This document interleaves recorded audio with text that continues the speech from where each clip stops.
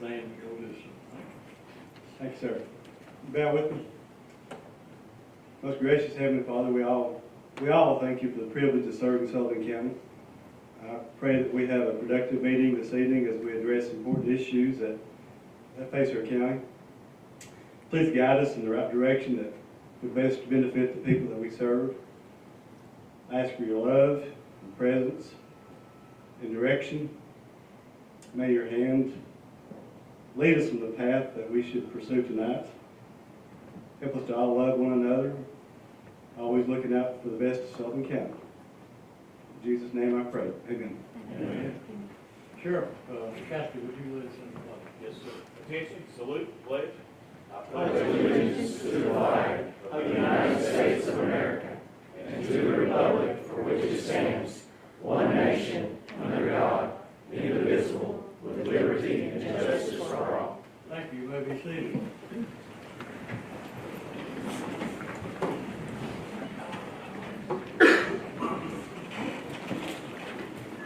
Next up on our agenda, as always, is the roll call. We have Angie sitting here for the the board opens, record your presence, please. Be right back.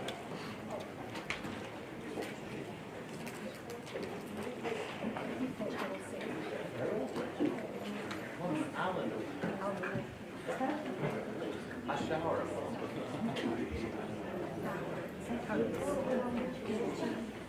He wasn't on the island myself.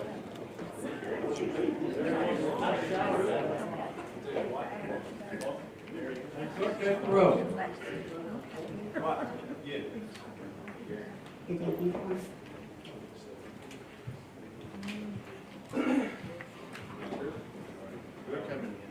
Did you already take it off, Katie? Yep, and then it just did something weird. There it is. Joe?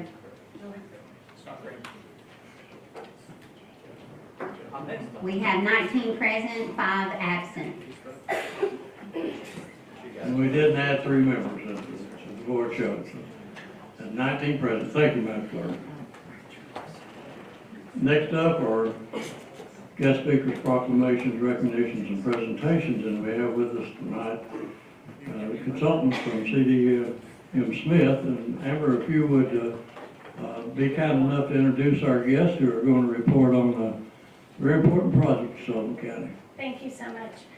So you may recall that you supported a grant, and thank you very much. We put in for a transportation engineering grant with TDOT to study State Route 358, which is Weaver Pike. With the new middle school and of course the high school and Tennessee High, even though that's in the city, all of that traffic as well as new developments, we felt that it was time to study this road. So we worked with TDOT and they awarded us the grant, and they selected CDM Smith engineers out of Knoxville to do this very in-depth study. I've been very impressed. So I would like to introduce Stephanie and Melody. They are the planners and engineers with CDM Smith. So I'll just turn it over to them. Thank you. Hi, I'm Melody Butler, and I will go over our presentation. Is it queued up by chance? Okay. And then this is Stephanie Hargrove, my cohort. Okay, so as Amber said, we studied State Route 358, which is Weaver Pike, and this is the presentation of our final recommendations that came out of the study. Oh, that's the last slide.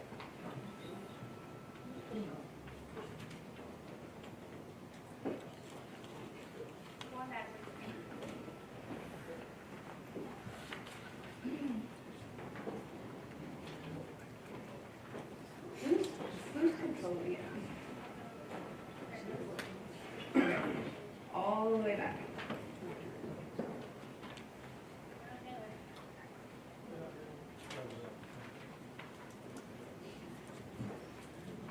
All right. Okay. So at tonight's meeting, I'm going to go over just a brief project overview, kind of the public engagement process. We had a very extensive public engagement process that we went through to gather feedback, and then again go over these final recommendations that came out of the study. So as Amber mentioned, the purpose of the project was really brought about by the new middle school, but also thinking ahead about new development, and really looking at some of the safety and capacity issues along the corridor, trying to think ahead before all the growth comes or more traffic comes. We want to plan for that. So this is an outline of all of our public and stakeholder meetings. As you can see, we had several touch points with Amber and her team, and then we also had 2 public meetings over the summer at Sullivan High School, Sullivan East High School. And then we also did an online public survey where we gathered information from everyone along the corridor and anyone who actually got the invitation to fill out the online survey. And that was live from February 6th through February 27th. And we had 400 participants comment on the survey. So this just shows a brief overview of kind of the key points here. What we really found was that people were most concerned with speeding and safety. So also at one of the public meetings, we went over some of the federal highway approved countermeasures. These are proven to reduce crashes, especially along rural 2-lane highways. So those improvements are a multi-use path, enhancements in horizontal curves, so like signs or beacons showing that there's a curve coming up. Dedicated turn lanes, that's a left turn or right turn lane that when you have those, you can move people out of the through lane. So it really prevents a lot of rear end crashes because it gets those people who want to turn out of that through lane. Center line rumble strips, those are the bumps in the middle of the road that kind of keep people from veering over into the other lane. And then wider shoulders are also a countermeasure that Federal Highway recommends. But those can be a little expensive, but that would be to help people, if they veer off the side of the road, they can navigate back into the road better. So we went over those with the public, and that picture off to the right was a little voting exercise we had at the public meeting. So a lot of people really liked most of those countermeasures. So then, now I'm going to talk about some of the evaluation factors that we kind of graded each one of our recommendations on. And the purpose of this was to then create an implementation plan which kind of prioritize projects based on when you could maybe do them in the short term. Those are low-hanging fruit. Some of the midterm projects that maybe are a little bit more expensive that you need to figure out your funding first before you do them. And then long-term would be those higher cost projects, or maybe they aren't, you know, top priority just yet. So the first evaluation factor is complexity. So each one of these is ranked 1 through 3, and 1 is kind of the higher priority, could be done quicker, and 3 is the lower priority, could take a little bit longer to do. So low complexity projects would be those that don't require a lot of design. High complexity would require changing some of the design of the road, maybe realigning, taking right of way. So that's why they got rated higher. Next. Yep. So then second, we have public priority. And what this one is, it's basically based on that public survey that we did. If any of the projects relate to some of the priorities that the public said were their most significant, such as improving school traffic or speeding, they got the highest score. But if they didn't relate to those, or they related to lighting or signage or something like that, they got a lower score. Next. Then public concern, this is also based on the public survey. Within that survey, everyone was allowed or able to drop pens or place marks on a map. And there were different categories, and so there was like speeding or congestion or bike ped facilities. So wherever on the map that had the most public comments, so like over 50, got that high public priority ranking. And then cost, of course, that's pretty self-explanatory. Lower cost gets a higher or a lower number, thus putting it higher on the priority list.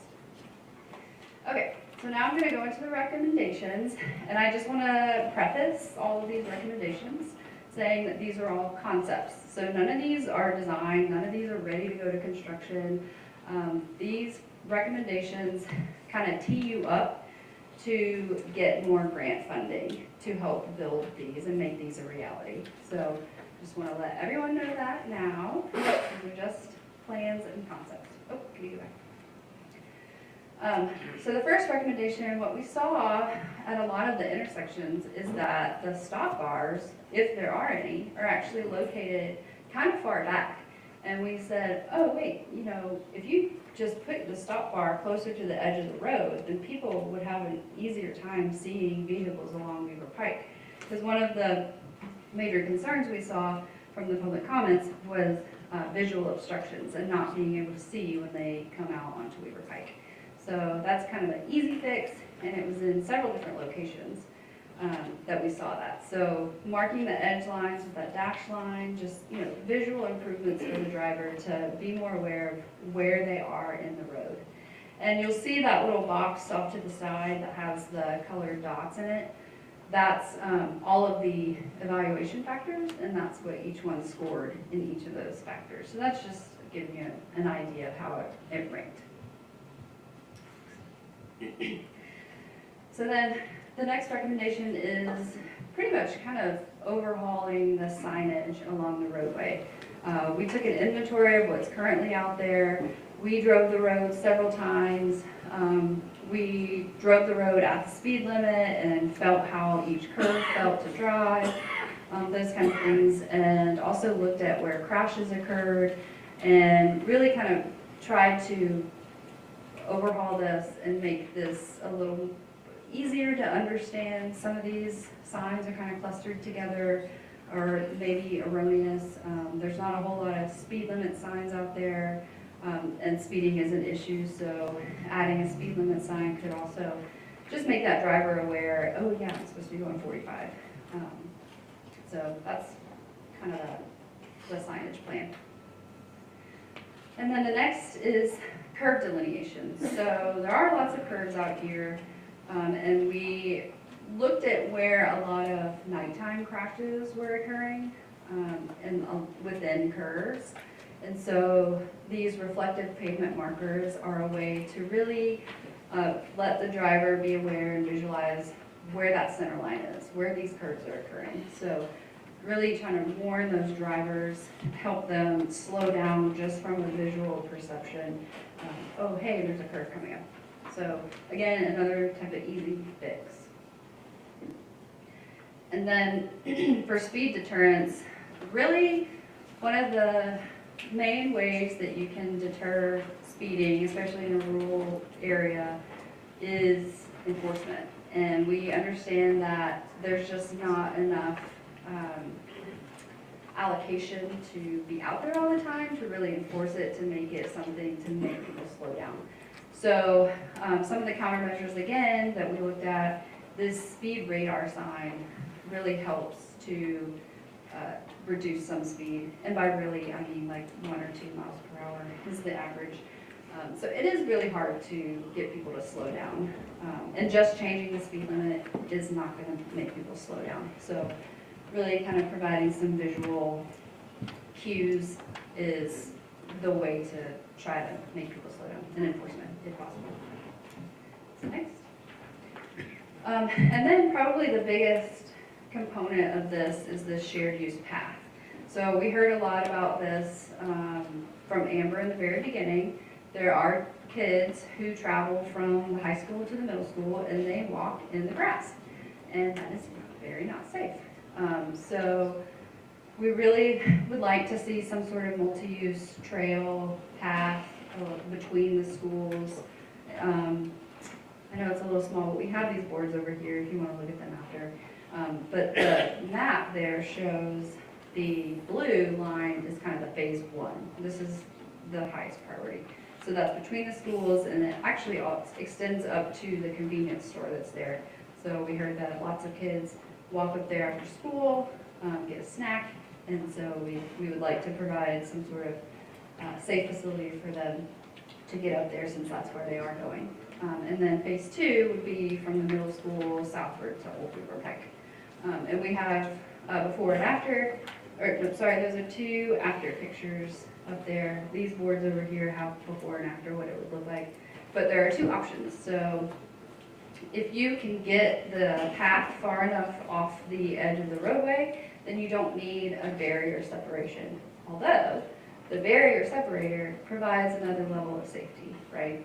But it is more expensive to build, but it takes less right-of-way as well. So there's lots of trade-offs with this, and we proposed some of those in the report. So then this one is at Bullock Hollow Road. We are proposing a turn lane onto Bullock Hollow Road from Weaver Pike. We saw a lot of left turns here, and this could definitely, like I said in the beginning, getting a left turn in the road kind of gets those turning vehicles out of the through lane, prevents rear end crashes. Next. And then we have 2 recommendations at Sullivan East High School. Again, these are really focusing on the actual turn lanes. So alternative 1 on the left has a new turn lane into the main access and a new turn lane into a kind of a new access where the 3rd southmost access is to that water treatment area. And then alternative 2 shows an improved access and flow within the student parking area. And then also, sorry, southbound right turn lane into the main entrance of the high school. And then at the middle school, again, these are the turn lane improvements, extending that existing left turn lane that's there. We've seen that a lot of cars for drop off and pickup extend past where the existing turn lane ends. So extending the turn lane and putting the school flasher sign even further back so that it actually flashes before you get to the school traffic. And then a right turn lane into the middle school as well. So here is a more extensive improvement recommendation, and this is actually realigning Old Jonesboro Road. This intersection has a lot of crashes, so a lot of it is due to the growth, the vegetation when you're looking to the left, if you're trying to exit Jonesboro. There's a lot of vegetation, especially in the spring and summer months, and so but realigning that road would tee it up at more of a 90-degree angle and help with sight distance. And then another realignment is at that Bullock Hollow Road. Right now you have 3 separate entrances back to back to back within this area, and so really providing only one access and reducing some of that confusion could help with crashes here as well. And then Old Silver Grove Road, there is an existing property there that's got just this asphalt drive or frontage, and as you can see in the top picture on the right, it all kind of blends together. So we're proposing to really kind of formalize that treatment with a grass shoulder and hopefully prevent people from using that driveway or that parking area to turn around, because that's what a lot of middle school drivers are doing now. Since they can't turn left out of the middle school, they're turning right, using this as kind of a turnaround area to go back.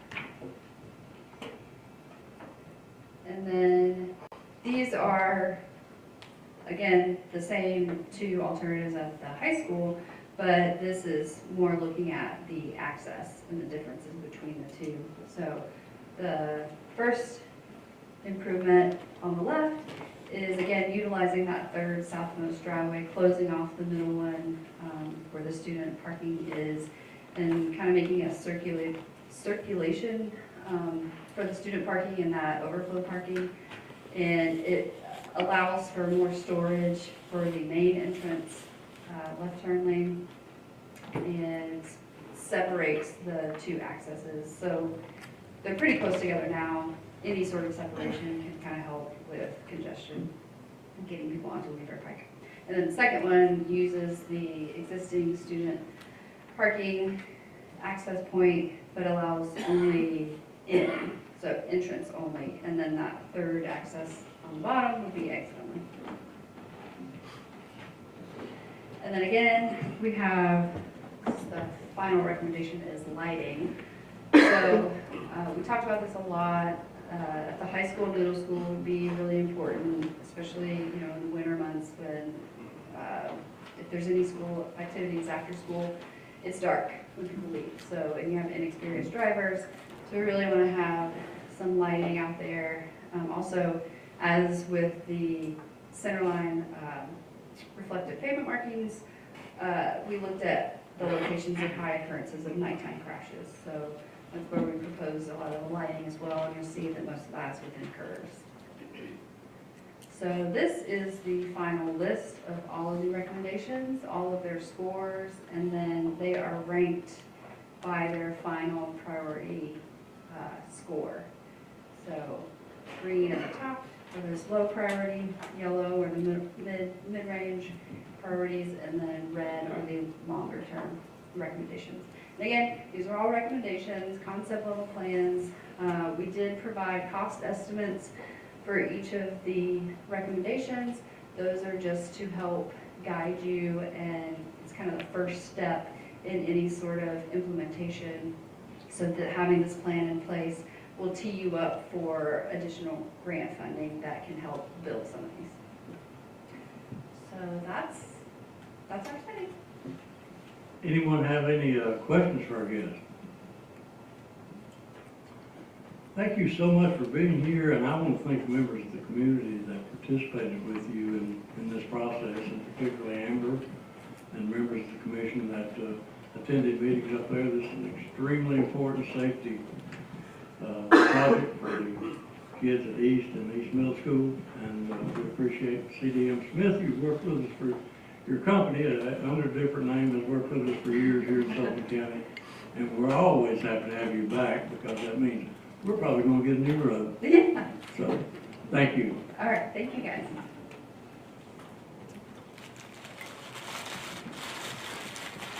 Next up, we have Chris Ramsey to introduce us to the new employees at the Sullivan County Agricultural Extension Office. And Chris, it's always a pleasure to see you, and we're happy for you to bring folks up and expose them to the better side of Sullivan County. Thank you, Mayor Venable and Sullivan County Commissioners. Appreciate the time, the opportunity to come and talk for you tonight and introduce our new employee. I've got with me Noah Crusenberry, and he is in a position that is called the Thrive. It's a grant-funded position. He's a program assistant in that program, and it's geared toward vaccine education and awareness. And he's going to give you a little details about it, but we want to emphasize again, it's 100% grant-funded, and he will be in that position he's already been there a couple of months, back in around the 1st of July, a little bit earlier, and he'll be there through next June 30th. And I'm going to let him talk a little bit about what he's doing and his objectives and what he hopes to accomplish for Sullivan County citizens. Thank you. Welcome. Thank you. Good evening. My name is Noah Crusenberry. I am the Thrive Program Assistant, like Chris Ramsey mentioned, for the UT-PSU Extension Office in Sullivan County. Before joining the Extension Office, I was a teacher for Sullivan County Public Schools. I earned my bachelor's degree from King University and completed my master's degree from Liberty University, where I'm currently enrolled pursuing my doctoral degree within the field of education. But tonight, I am excited to introduce Thrive to you and share some of our goals and programs. Thrive, which is an acronym that stands for Tennessee Health Resources in Vaccine Education, is a grant-funded program with the goal of supporting a healthier Tennessee. At its core, Thrive is not just about vaccines, but it encapsulates a broader vision. Our mission is to ensure that every individual in our county is equipped with factual, science-based knowledge about immunizations, so that they can make informed healthcare decisions for themselves and their families. Vaccination, as we all know, is one of the cornerstones of public health. By focusing on vaccine education and awareness, Thrive seeks to prevent the spread of preventable diseases, ensuring that our communities remain robust, vibrant, and most importantly, healthy.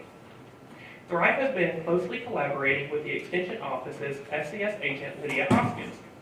This collaboration allows us to synergize our efforts and reach a wider audience, ensuring that health education isn't limited to just one domain, but covers a spectrum of needs. In our pursuit of a healthier Tennessee, Thrive offers a range of programs to enhance health and wellness in our communities.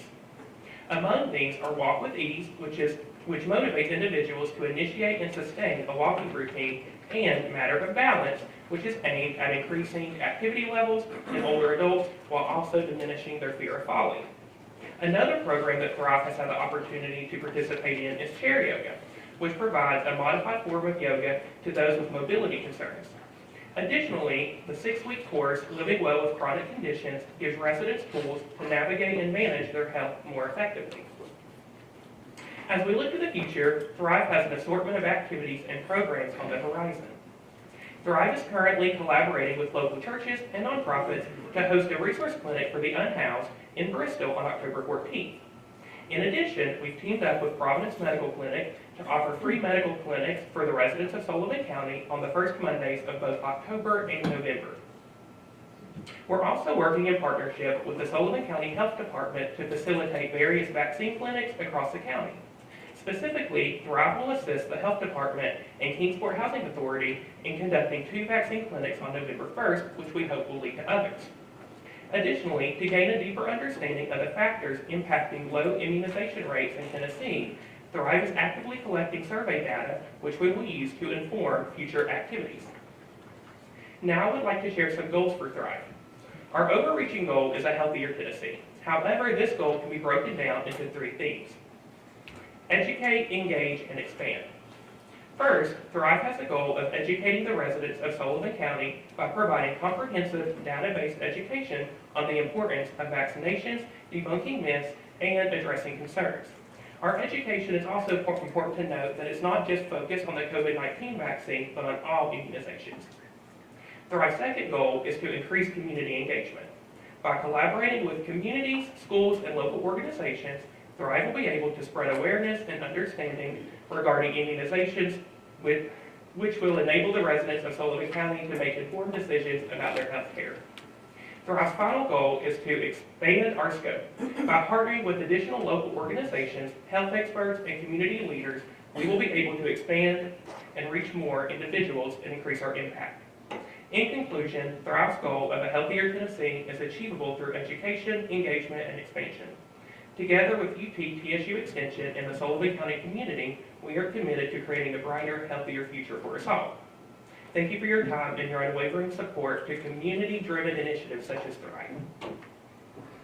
Thank you. It's wonderful to have you with us. A great job of introducing yourself and your duties. Thank you. Thrive really does encapsulate a lot. So our focus is vaccine education and awareness, but we also do health-related classes.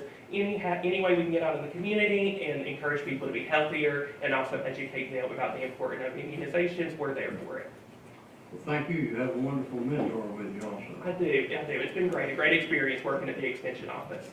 Thank you. Thank you. Chris, go ahead. If you have any questions, he would be glad to Yeah. answer those as well. A lot of information. It is a lot of information. It's a good grant though. It encapsulates a lot, which is a good thing. Okay, thank you. Thank you.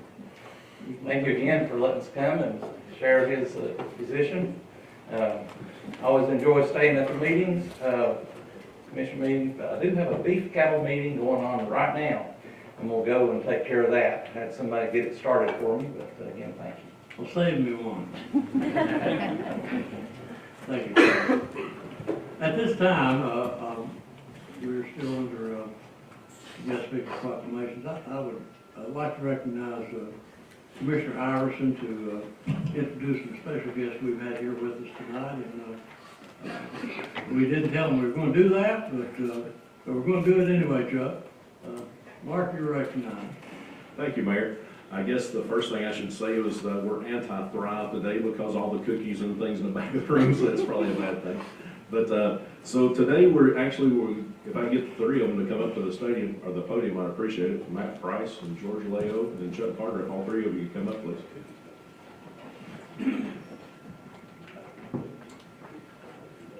So, yeah. Gentlemen, microphone's yours. So recently the Board of Education had an election, and Matt Price is the new chairman of the Board of Education. Tonight, we're trying to get everything together for everybody to meet, and it's easier to put a face with a name whenever you talk with people, so we actually asked them to come together. Matthew Spivey was here earlier. Most of you met and talked with him, but he had to go because of ball game, so appreciate him coming. But, and then Chuck Carter, which most of you have met, but at the same time, just want to make sure that everybody sees him. And to the right is George Leo. He's the new principal at Westridge. So I know that we're going to give each of them a little bit of time to say something if you'd like. If you don't feel pressured, but if you'd like to say something, I'd appreciate it. Thank you for having us here this evening. It's good to see everybody. I'm really enjoying getting to work with the Education Committee. Getting to know everybody in Sullivan County has been a great experience. Enjoying being here, working in our schools. We've got some amazing things that have already been in place, and we're just trying to add to those and expand on them and bring in really great leaders. We've had a lot of success there as well, so just looking forward to being here. Thank you. Yeah, I echo that. Sullivan County's been my home for the last 20 years, and so it's good to be home, and with such fine people, and I do believe Sullivan County has the finest folks in the state of Tennessee, so thank you for the opportunity. Again, my name is Matt Price, and what they said, thanks for the opportunity to be a part of this community and this position. We look forward to working together with you all and successfully trying to lead the school system and the county and work together. Thank you. Thank you, gentlemen. Thanks, George. I would also like to make sure that everybody realizes that all of the treats in the back of the room was provided by Westridge Culinary. They did all this for us, so I just want to thank them for that, but it's fantastic. If you didn't get any before, please get some, and I'm sure there's some little take-home bags for you, so grab something on the way. Thank you, Mark. At this time, I would like to ask an old friend, a young old friend, to join me at the podium. I have proclamation, and you may remain seated if you'd like, but That's okay, come on up. if you want to join me, I talk to the audience, I see these guys all the time. So, Well, a lot of them volunteer, so I don't want to discredit that, okay? right, we'll let you face them. Hunger Action Month, or Feeding America. Whereas hunger and poverty are issues of vital concern in Northeast Tennessee, where an average of 15.9% of people struggle with hunger in our 8-county region, and 1 of every 4 children do not know where their next meal will come from. Whereas Sullivan County is committed to taking steps to combat hunger in every part of our community and to provide additional resources that those in the county need. And whereas Sullivan County is committed to working with Second Harvest Food Bank of Northeast Tennessee, a member of Feeding America Network of Food Banks, and educating people about the role and importance of food banks in addressing hunger and raising awareness of the need to devote more resources and attention to hunger issues. And whereas more than 66,000 individuals in Northeast Tennessee rely on food provided by the members of the Second Harvest Food Bank annually. And whereas Second Harvest Food Bank of Northeast Tennessee is the primary food source for over 120 of the region's food pantries, soup kitchens, and other hunger outreach organizations. And in addition, food bank programs distribute food into the community with programs such as Food for Kids, fresh produce distribution, mobile food pantries, senior grocery programs, summer food service programs, and veteran service programs. And whereas the month of September has been designated Hunger Action Month in order to bring attention to food insecurity in our communities and to engage the public in action, including volunteer shifts, social media shares, and donations to end hunger one helping at a time.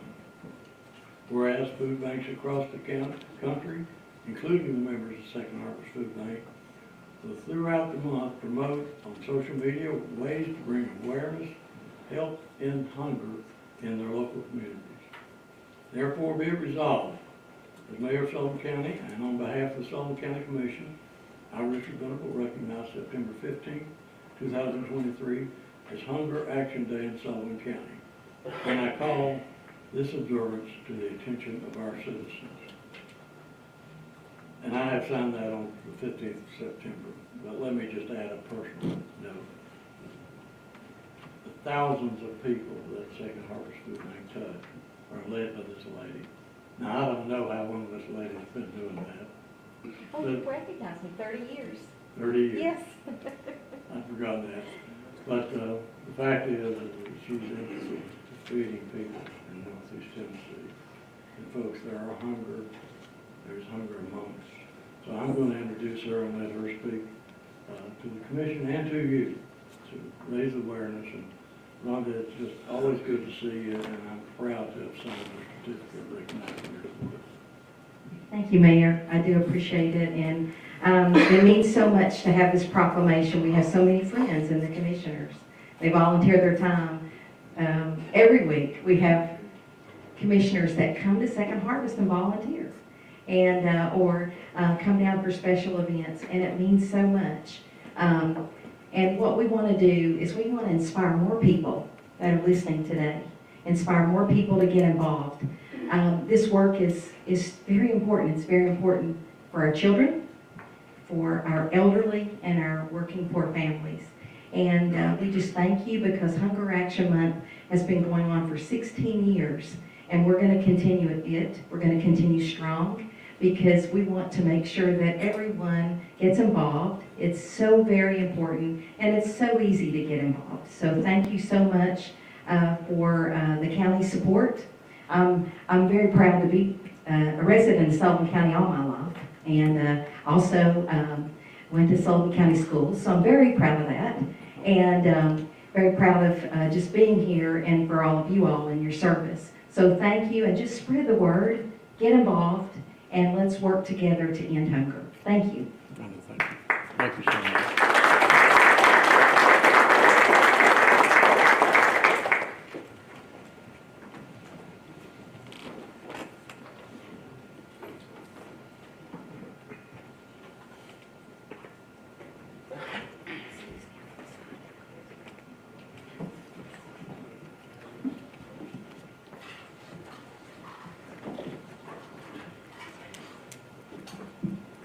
As mayor of Sullivan County, I have the privilege of an opportunity to recognize good work done throughout the state of Tennessee.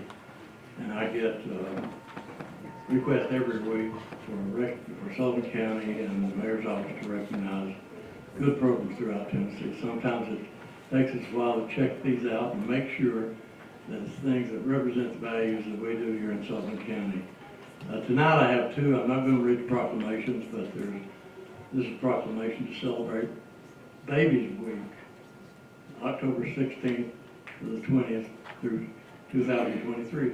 That doesn't need any further explanation, is that we celebrate the babies of Tennessee and the care that they deserve and that they get by the good parents of people in Tennessee. So now therefore I, Richard Venable, Mayor of Sullivan County, hereby proclaim the week of October 16th through October 20th, 2023 as Celebrate Babies Week. And we will make sure that gets to the organization that requested it. A further proclamation, which is a little less light, but no less equally important and probably more important, is the proclamation to recognize Suicide Prevention Awareness Month in September 2023. I'm going to read just a bit of this proclamation, not all of it, because it's so important and it touches many, many families here in Sullivan County. Whereas suicide is one of the most disruptive and tragic events a family and a community can experience, with more than 1,100 lives lost in Tennessee each year and an estimated 25 attempted suicides for each suicide death. Whereas more than 3 lives a day are lost to suicide in Tennessee, which means we lose 21 Tennesseans each week and 97 Tennesseans each month.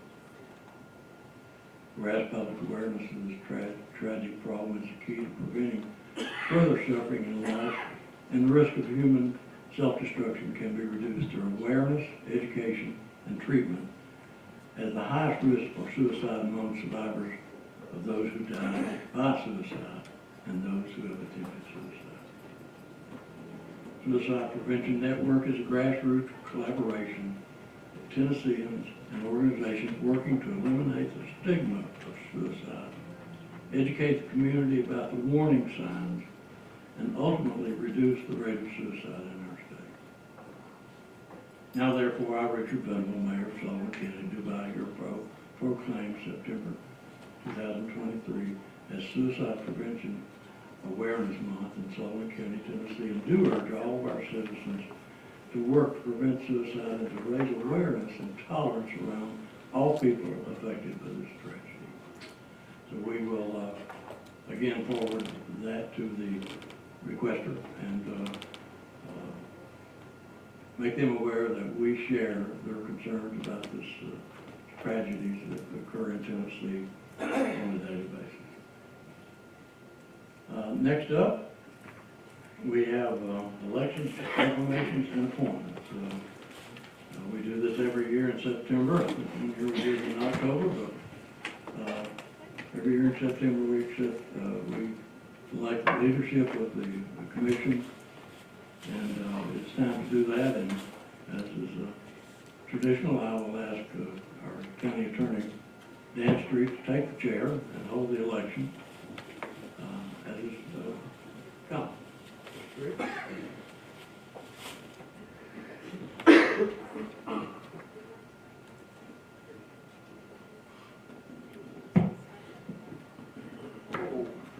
Thank you, Mr. Chairman. With that said, I suppose the floor is now open for nominations for chair of the county commission. Everybody's looking at the board.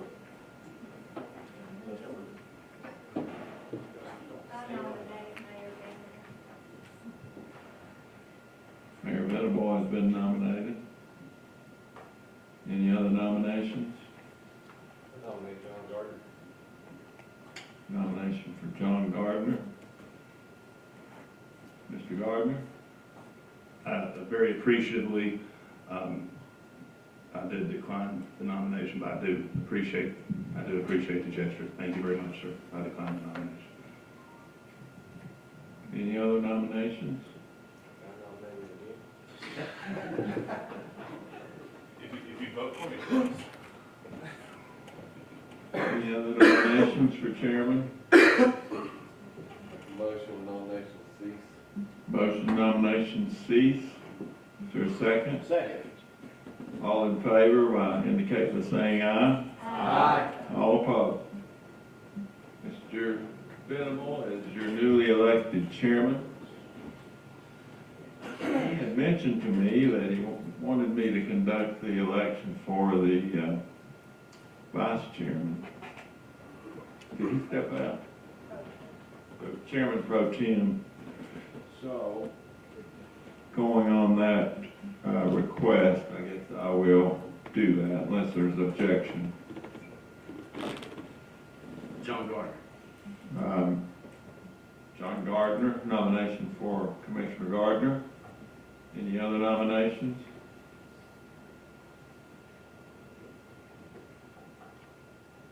Any other nominations for, what's it called? Pro Tem. Too fancy. Motion to cease nominations. Duly seconded. All in favor of ceasing nominations indicate saying aye. Aye. All those opposed. Mr. Gardner has been elected as your vice, or as your chairman pro tem. Mr. Chairman.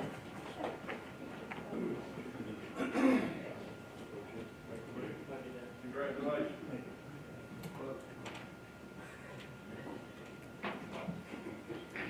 I'm going to stand and say these few words. because they're important to me. I consider it a great privilege to serve you as chairman of your commission. Being mayor is one office. Being chairman of this commission, I feel like I'm one of you. And my efforts have always been to protect the rights of the minorities. The minorities take care of itself, but I want to be sure that our minorities always get the opportunity to tell their side of the story without recriminations or without bullying. And you do that very well. We've been here a year together. And this commission has grown tremendously during that year. Not just the new members, but the members who returned are better members now. They've grown and had time to grow and understand the problems of this community. Ronald Reagan says that as long as we succeed, it doesn't matter who gets the credit. And you embody that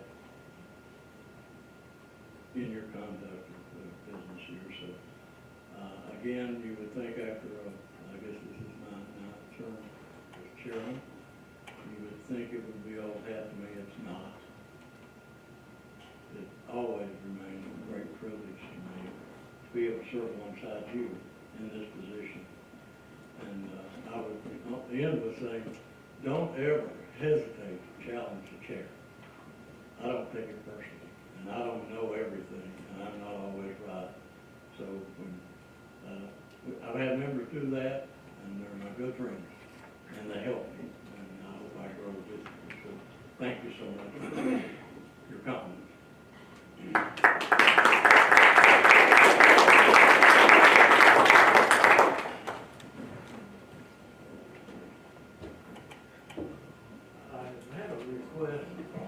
To defer the next appointment up by a member of the community, and as you know, it's the mayor's sole responsibility to appoint members of the utility commissions in Sullivan County, and I take that responsibility very seriously. We've had, as you know, gone through some difficult times with utilities, but we have good nominees. There's nothing wrong with the nomination. I want to make that clear as I defer this until next month. But I've had an inquiry from the community, and they certainly have that opportunity to have their word and their opinion heard. So I'm going to do that as mayor as we move on, and we will take up this appointment again next month. Next up is the approval of commission minutes from previous meetings. As you know, they're published electronically. Commissioner Gardner moves approval is published. Do we have a second? Commissioner Means is a second. So any corrections, additions, or comments? Seeing none, Katie, you got that on the board. When the board opens, cast your vote on the motion to approve the minutes from previous meetings.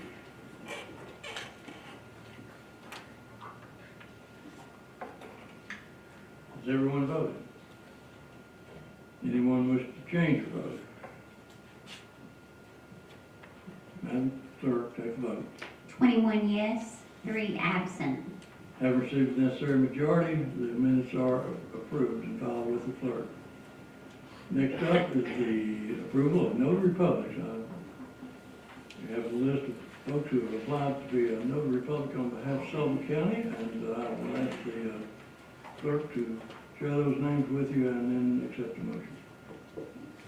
Jeremiah Cole Addison, Ina C. Atkins, C. Lynn G., Teresa D. Allgood, Brandy Atkins, Mary Beth Bayens, Tiffany Marie Borowski, Sheila M. Buchanan, Andrea Faith Buchanan, Nora Bird, Karina Coakley, Melissa Page Cook, Carolyn T. Cox, Brooke Crawford, Crystal Carter Depew, Amanda Lauren Depew, Kaylee Feathers, Landon Kip Fletcher, Kaylee B. Franklin, Amanda Garrett, Matthew Seth Gibson, William Angus Harrison, Heather A. Imbergia, Joseph Clayton Johnson, Kenneth Jones, Jessica Ann Kemp, Jennifer M. Kroll, Jessica R. Lane,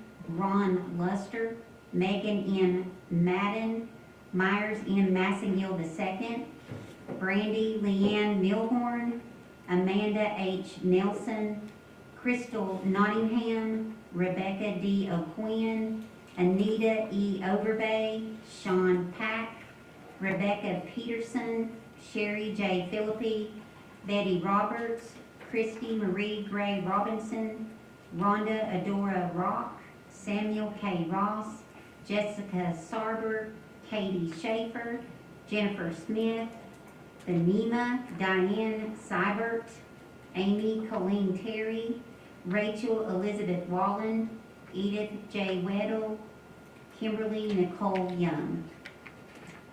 Thank you, Madam Clerk. As you know, any member may ask for removal of a list for cause, if you have an objection. Seeing none, the floor is open. Commissioner Cole moves adoption of the list. Commissioner Gardner seconds. Any discussion? Seeing none, when the board opens, cast your vote on the approval of notary public.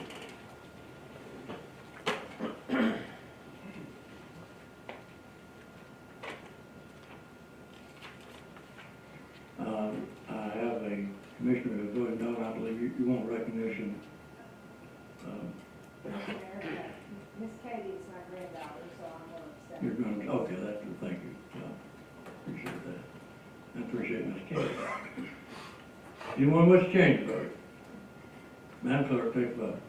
20 yes, 1 abstain, and 3 absent. Have received necessary majority, notary publics are approved. Public comments.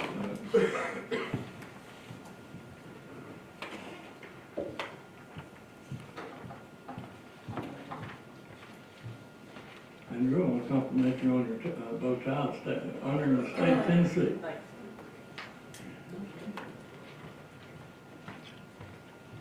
We have no one who has signed up for public comment, but as is normal, I ask the audience if you missed the opportunity to sign up and you would like to address the commission on any concerns you might have on any subject, we would welcome you at this time to identify yourself.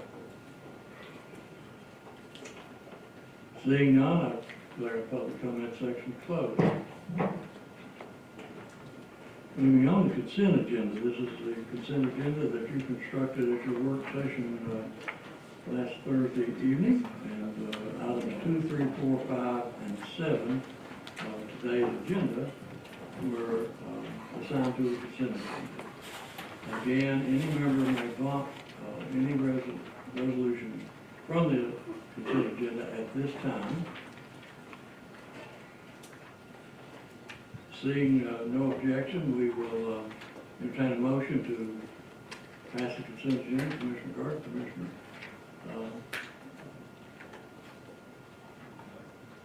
We have a second. When the board opens, please cast your vote on the motion to adopt the consent agenda.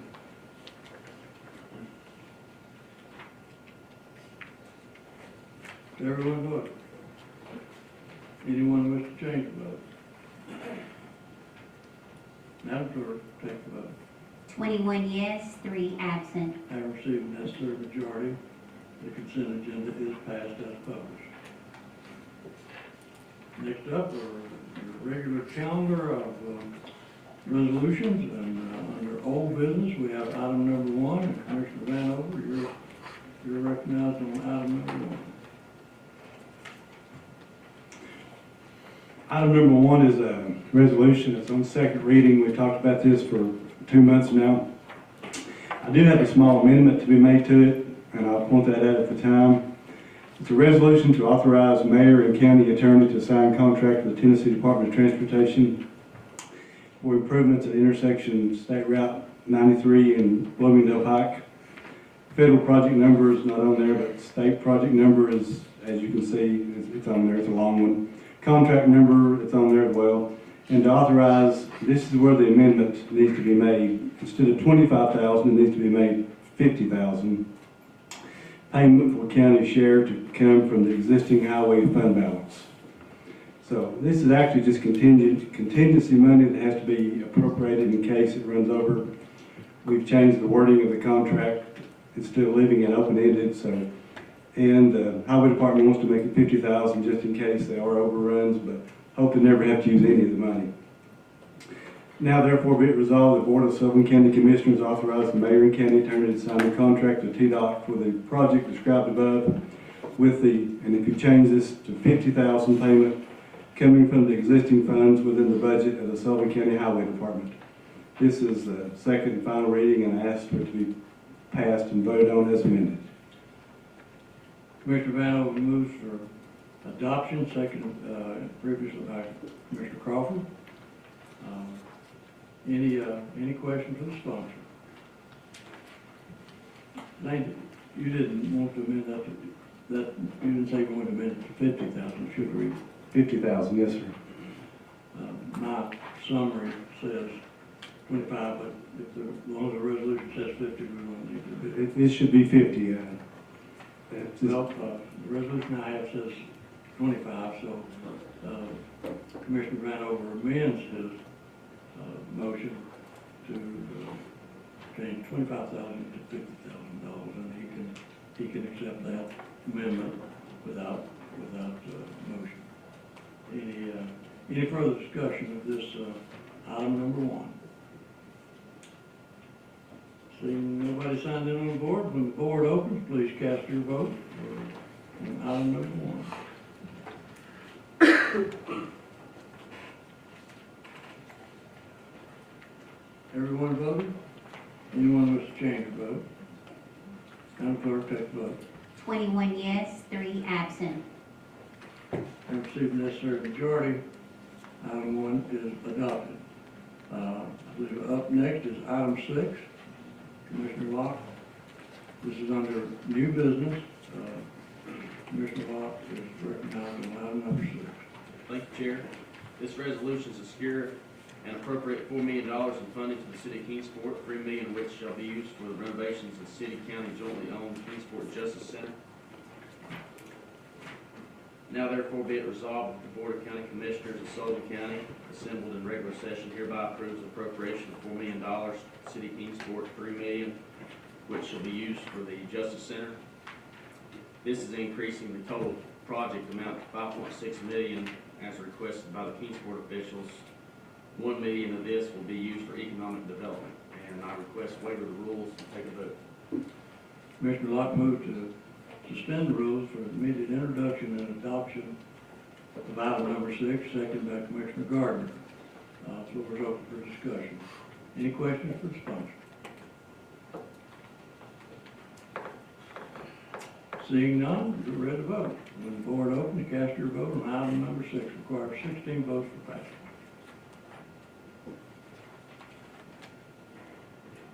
Everyone voted. Anyone wish to change their vote? Madam Clerk, take the vote. 21 yes, 3 absent. Have received necessary majority. Item number 6 is adopted. And I'll take a break from the resolution agenda at this time. I want to thank our members of the judiciary who are with us tonight. Thank you for your support. Thank you for the job you do for Sullivan County. You're elected based on your integrity, and you display that richly. So thank you for coming up here and sharing with us. Thank you. Thank you, Mayor. Can I move these last 2 boards there? I'm not sure if the people can see through those. Can I move those 2 down? I'm sure that, yes, that was really nice. Gibbons, thank you for coming. Appreciate it. I didn't see you over there. You're hiding behind the only pole I got in this. I was behind the board that Martin just moved. And the board. Thank you, Andrew. Thank you, sir. Next up, item number 8. Mr. Calvin, you recognized on item number 8. Thank you, Mayor. This resolution is to amend the budget amount for the juvenile court. It's Bristol for personnel in the amount of $9,455, and for the circuit court clerk and contracted service for $147,514, and in the supplies and materials for the amount of $38,600, and the total would be $195,569. And this is just something that we need to correct that was mistaken. Very good. Commissioner Cal, did you want to waive the rules on this, Commissioner? Yes, I do. So it's on first reading, so Commissioner Calvin moves to waive the rule, read an introduction and adoption of item number 8, seconded by Commissioner Iverson. Any discussion, any questions for the sponsor? Seeing no one signed in on the board, we're ready to vote. When the board open, cast your vote on item number 8.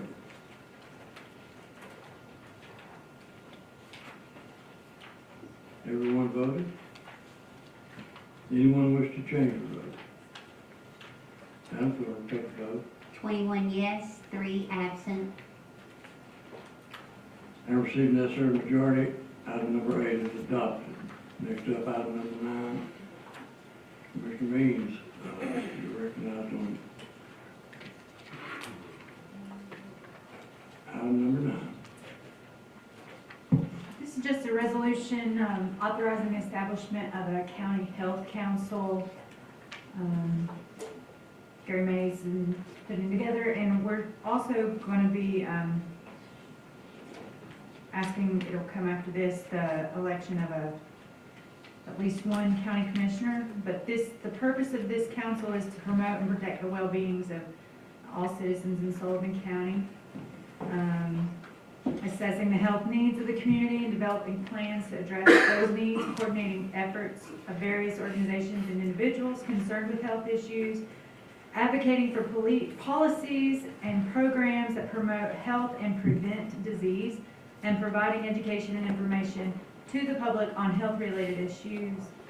All expenses related to the health council will be paid by the local health funds and grants. So this would come through if there's any grants, things like that. Is that correct, Mr. Mays? Yes. Yes, sir. Okay. So I'm really excited about it. It's something that's dear to my heart. Heard the explanation, Commissioner Means moves the immediate introduction and adoption to waive the rule.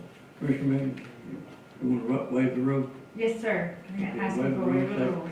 Seconded by Commissioner Crosswhite. We have a couple questions on the board, so Commissioner Eckert, you're recognized for the question.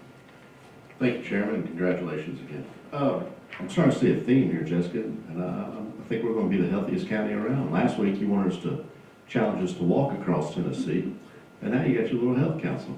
All right. Yeah, I know. It sends mixed signals, especially with me stuffing my face with those delicious cupcakes back there. But, yeah. Well, I'll do everything I can to become healthier for you. Yep. Thank you, Commissioner. Commissioner Jones, you're recognized. Glad to see this, Jessica.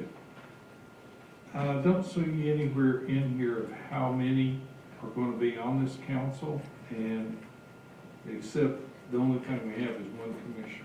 How many do you want this council to be? I will direct that question to our Director of Health. Thank you.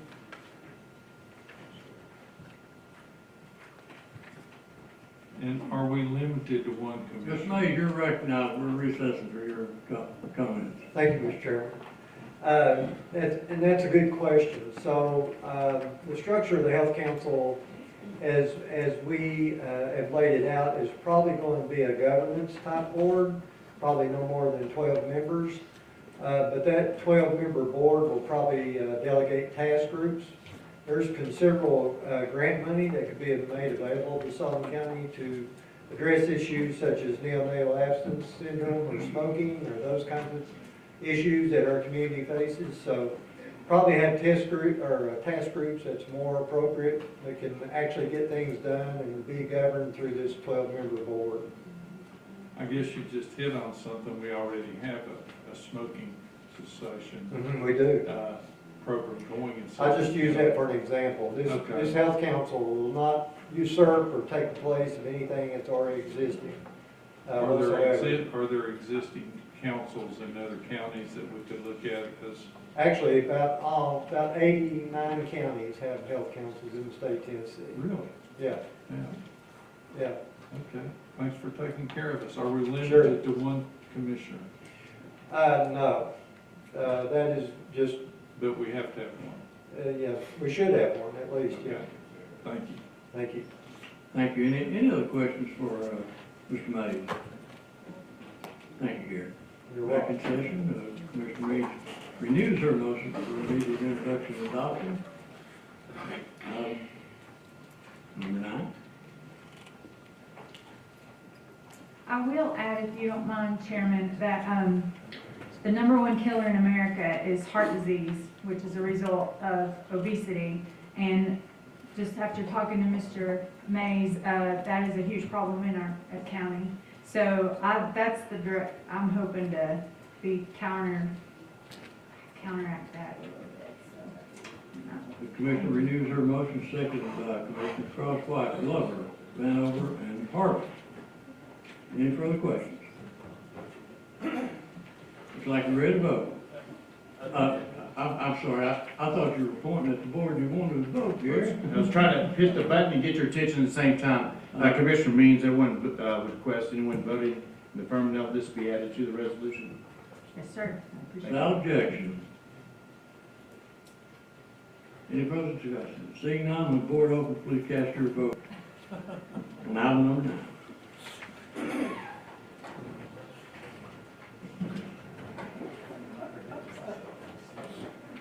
Has everyone voted? Anyone wish to change their vote?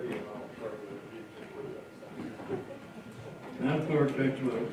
21 yes, 3 absent. Never received necessary majority, item number 9 is adopted. Next up, item number 10, Mr. Iverson, you're recognized on item number 10. Thank you, Mayor. The county maintenance department has a bucket truck that has become unserviceable. They've been looking for options as far as trying to get them from used vendors, and it just hasn't worked. They finally found one that they're able to get, that they can get within the next, within the next year. And that's been really one of the main problems. So this resolution is to authorize it not to exceed $188,000 for the purchasing agent to acquire a new bucket truck from the maintenance department. And they use it for several things around the county, but the main thing you have to look at is if they can't get on top of the roofs, then they gotta hire it. So, I mean, see, if we don't have something we can do the work ourselves, it's just gonna cost us a lot on contracted services. But it's something they need, and they've asked for it, so. Having heard the explanation, Commissioner Iverson moves for immediate introduction and adoption. Waiver of the rules. And item number 10, second by Commissioner Calvin. Mr. Jones, you're recognized. This request, this resolution came before the Budget Committee last night. We unanimously approved it to send that recommendation to the full board tonight. And we did have the bid request and the information handed out to us last night from the purchasing department. So, thank you. Very good, thank you. Any further comments or questions for the sponsor? Seeing none, sponsor renews his motion. When the board opens, cast your vote on item number 10.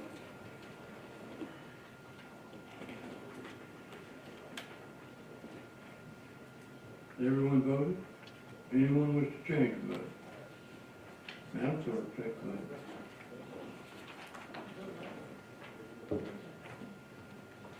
I vote yes, sorry. Yes.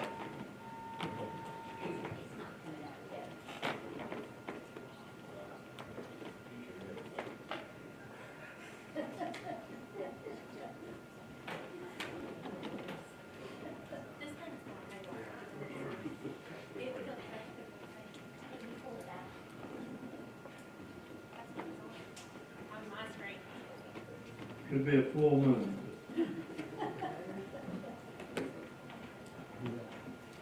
Everyone voted. Anyone wish to change the vote?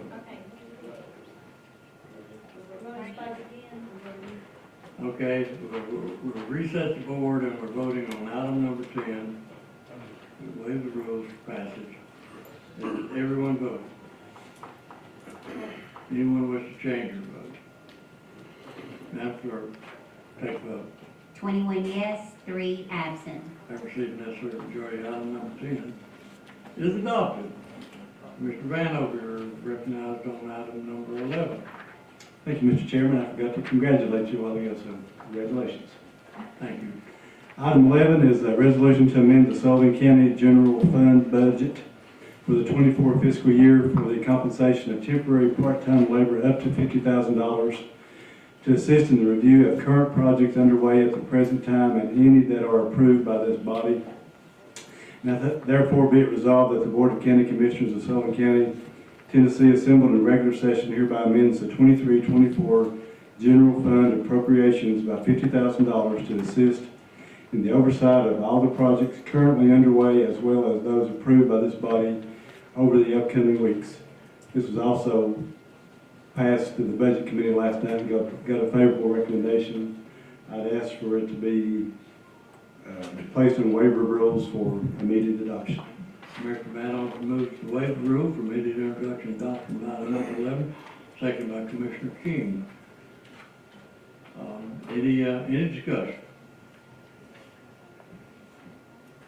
Seeing none, when the board opens it, cast your vote on item number 11.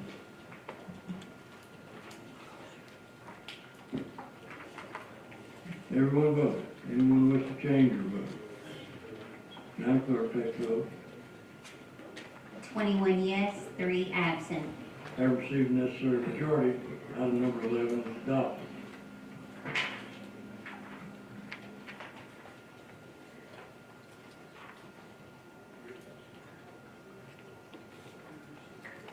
Next up, item number 12. Commissioner Sam, did you want to be recognized on that? Yes, please. We used to have on the bottom of our, Is it on the last resolution? Sam? it's on every one that comes through a committee. And we used to have that at the bottom under the sponsors. If the committees approved it, like these that came with the budget committee, we had 3 of them on here.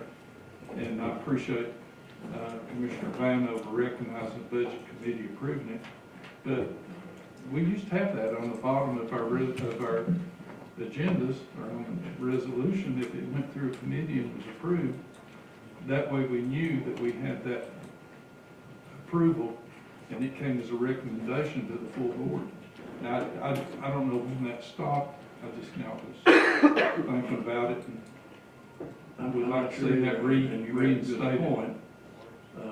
And at one point, Sam, we had committee chairs report on those, and so why don't we review our rules and we will make sure that at least that appears.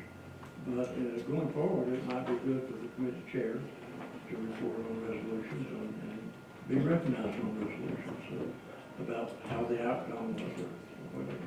Good point. Thank you for recognizing that and calling it attention. Commissioner Stidham, you're recognized on item number 12. Thank you, Mr. Chairman. This resolution is a resolution to increase pay at the Sheriff's Department for uniformed officers. We've had a lot of discussion on this one.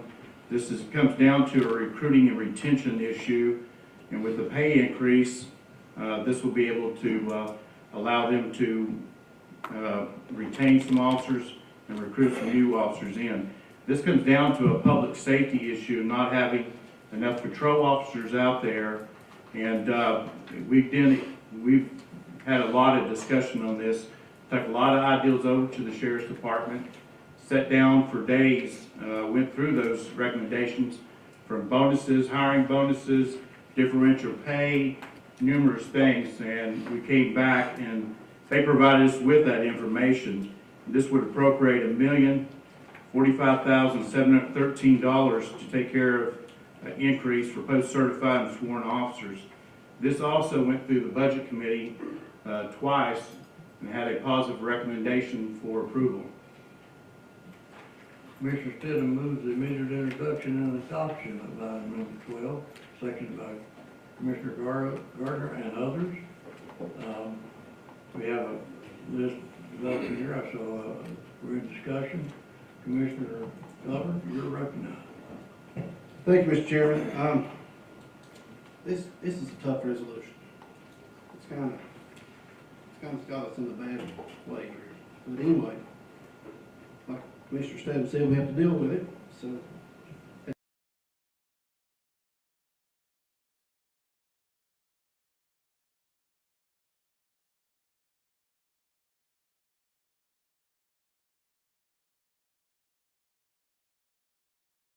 Including any non-uniformed officer employees at the sheriff's department that did not receive or is not going to receive the pay increase that's promised to them.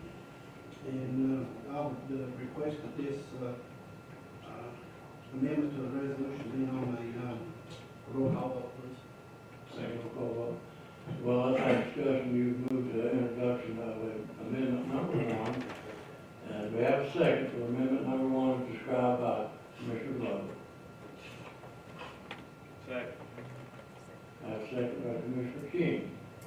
Now we're discussing, Mr. Harvard, Mr. Iverson, you wanted to speak on the original bill and not the amendment? Amendment, sir. The original bill? No, I won't speak on the amendment. You want to speak on the amendment? So you didn't want to speak on the amendment, did you? Commissioner Iverson, you're recognized on amendment number 1. I'm in favor of the amendment. I would like to know if there's a way we can get a number. I have no idea how much this is talking about, and I think it's something we should know before we can actually. It's going to be hard to get a number at this point in time because we don't know exactly how many sheriff's department employees that will get the raise. That'll be up to the sheriff, and those employees that were left will be presented to Mr. Bailey. We already know the amount of employees that we have in the county rotation, so that will be easy to figure out from that point in time. Every department? Yes, sir. Same increase we did when we done the 5% pay increase. When we done the 5% pay increase through the budget process for the county employees, very same thing. So, Except the 10%, which will make them a total of 15. schools included, or is that just the ones, oh, that's what I was asking. Okay, thank you. Thank you, Commissioner Iverson. Commissioner McMurray, you want to speak on the amendment? Yes, sir. You're recognized on the amendment, amendment number 1. Thank you. And Commissioner Glover, I just got a question. I thought you said there was a promise of 10% pay increase. No. Is that what you said? No. Okay. I thought you had said that the county employees were promised. No. Okay. But you want this to apply across the board, all the Yes. county employees? That's all I have. Do we have any other questions for the sponsor of amendment number 1? Commissioner King and Aker on amendment number 1. Thank you, Mayor. I had 2 telephone calls this afternoon from department heads in Sullivan County. And they had talked to their employees and they wanted to know if they were going to get a raise. And I talked to another one about 2 weeks ago and asked him the same thing. Is it going to be fair for all the employees of Sullivan County? Are we going to be equal? And I think this is the only way that we can be equal with all the employees that do a lot of different things in Sullivan County and are very important to Sullivan County, and I think it's not fair to do for part and not do for all. Thanks. Thank you. Commissioner Aker on amendment? Yes, sir. You're right. Thank you, Chairman. Commissioner Glover, so you're asking for a 10% pay increase across the board, Yes, sir. but you don't know how much that would be? It's hard to determine how much it will be at this point in time because we don't know how many employees that the sheriff's department's going to recognize with the $3 an hour raise. And then all these department heads that y'all spoken to, and how many employees have we lost in their departments? They're having the same problem as sheriff's department's having. I just asked how many have they lost? I can answer that. So we have a constitutional officer that gets elected by the Sullivan County, citizens of Sullivan County that's come in here and brought us data. It takes your heart out of it and your feelings, but it's data of how many job openings they actually have, 29. And how many people they are losing in the last 12 months, which we've all seen that. And as I told the other commissioner last night, I don't disagree with trying to do everything. We can't, but you guys can compartmentalize it. So yeah, I feel like if you would like to bring a resolution forward with numbers that has been brought forward with the current sheriff's office, by golly, let's look at it. Absolutely, let's look at it. We didn't have the numbers when we done 5% raise. I mean, because we're not giving a 10% raise, so you just pull that out. Do what now? We're not giving the sheriff's office a 10% raise. They're getting over a 20% raise, when you count the 5% and the $1,045,000 we're giving. We're not micromanaging the We're not raise. micromanaging We're I'm calling for the Let's not talk over each other, we need to have questions asked and answered. And, So my question is, for that amendment to be voted on, you should bring data and information. That's all I'm saying. True hard numbers. That has been worked hard on by the constitutional office of the sheriffs. And that's it. That's all I ask. Mr. Wayne's got the information in his office. And how could you determine that when we don't know how many employees the sheriff's gonna recognize? We were told that the dispatchers is gonna be left out. We were told that the nurses and the other folks are gonna be left out. We don't know. Exactly. And that is not our responsibility. No. He was voted in by the people of Sullivan County to make that decision for his employees and everything. There's 8 constitutional officers in this county. Do I want to spend another $1 million? Absolutely not. Have I thought about having an amendment that says we don't spend any money for the next 90 days after our budget is passed? Absolutely. But when the safety of citizens of Sullivan County of 158,000 people could be at risk, I think it's a fair thing for us to make, which we have now for a long time, with data and facts. That's all I'm asking, is data and facts. okay, next up, Mr. Carter, you're recognized on the amendment? I think you skipped Commissioner Harvey. No, she's on the bill, she's on the resolution. Okay. Is that correct, Cheryl? If you want to come in on the amendment, I'll happily recognize you. I can recognize you right now on the amendment. You've been on board for a while, so you're recognized on the amendment. We'll try to keep our discussions as we will. Please give your opinion. If you have questions of the sponsor, give the question to the sponsor and allow him time to reply, please. Sponsor, if someone is expressing opinion, I'll allow them to keep continuing to look through. Commissioner Harvey, you're recognized on the amendment. I think it's important when making a decision to increase one county department's budget more than $1 million to ensure that we have asked and answered to the best of our ability questions that our taxpayers may ask, and in particular, in this case, questions that other Sullivan County employees may ask. Also, I believe it's important to ensure that we clarify that this budget discussion and subsequent voting decision has nothing to do whether or not we are for or against our sheriff's department. I am a strong supporter of our county's law enforcement and indeed all of Sullivan County's first responders. I appreciate and deeply respect their honorable work.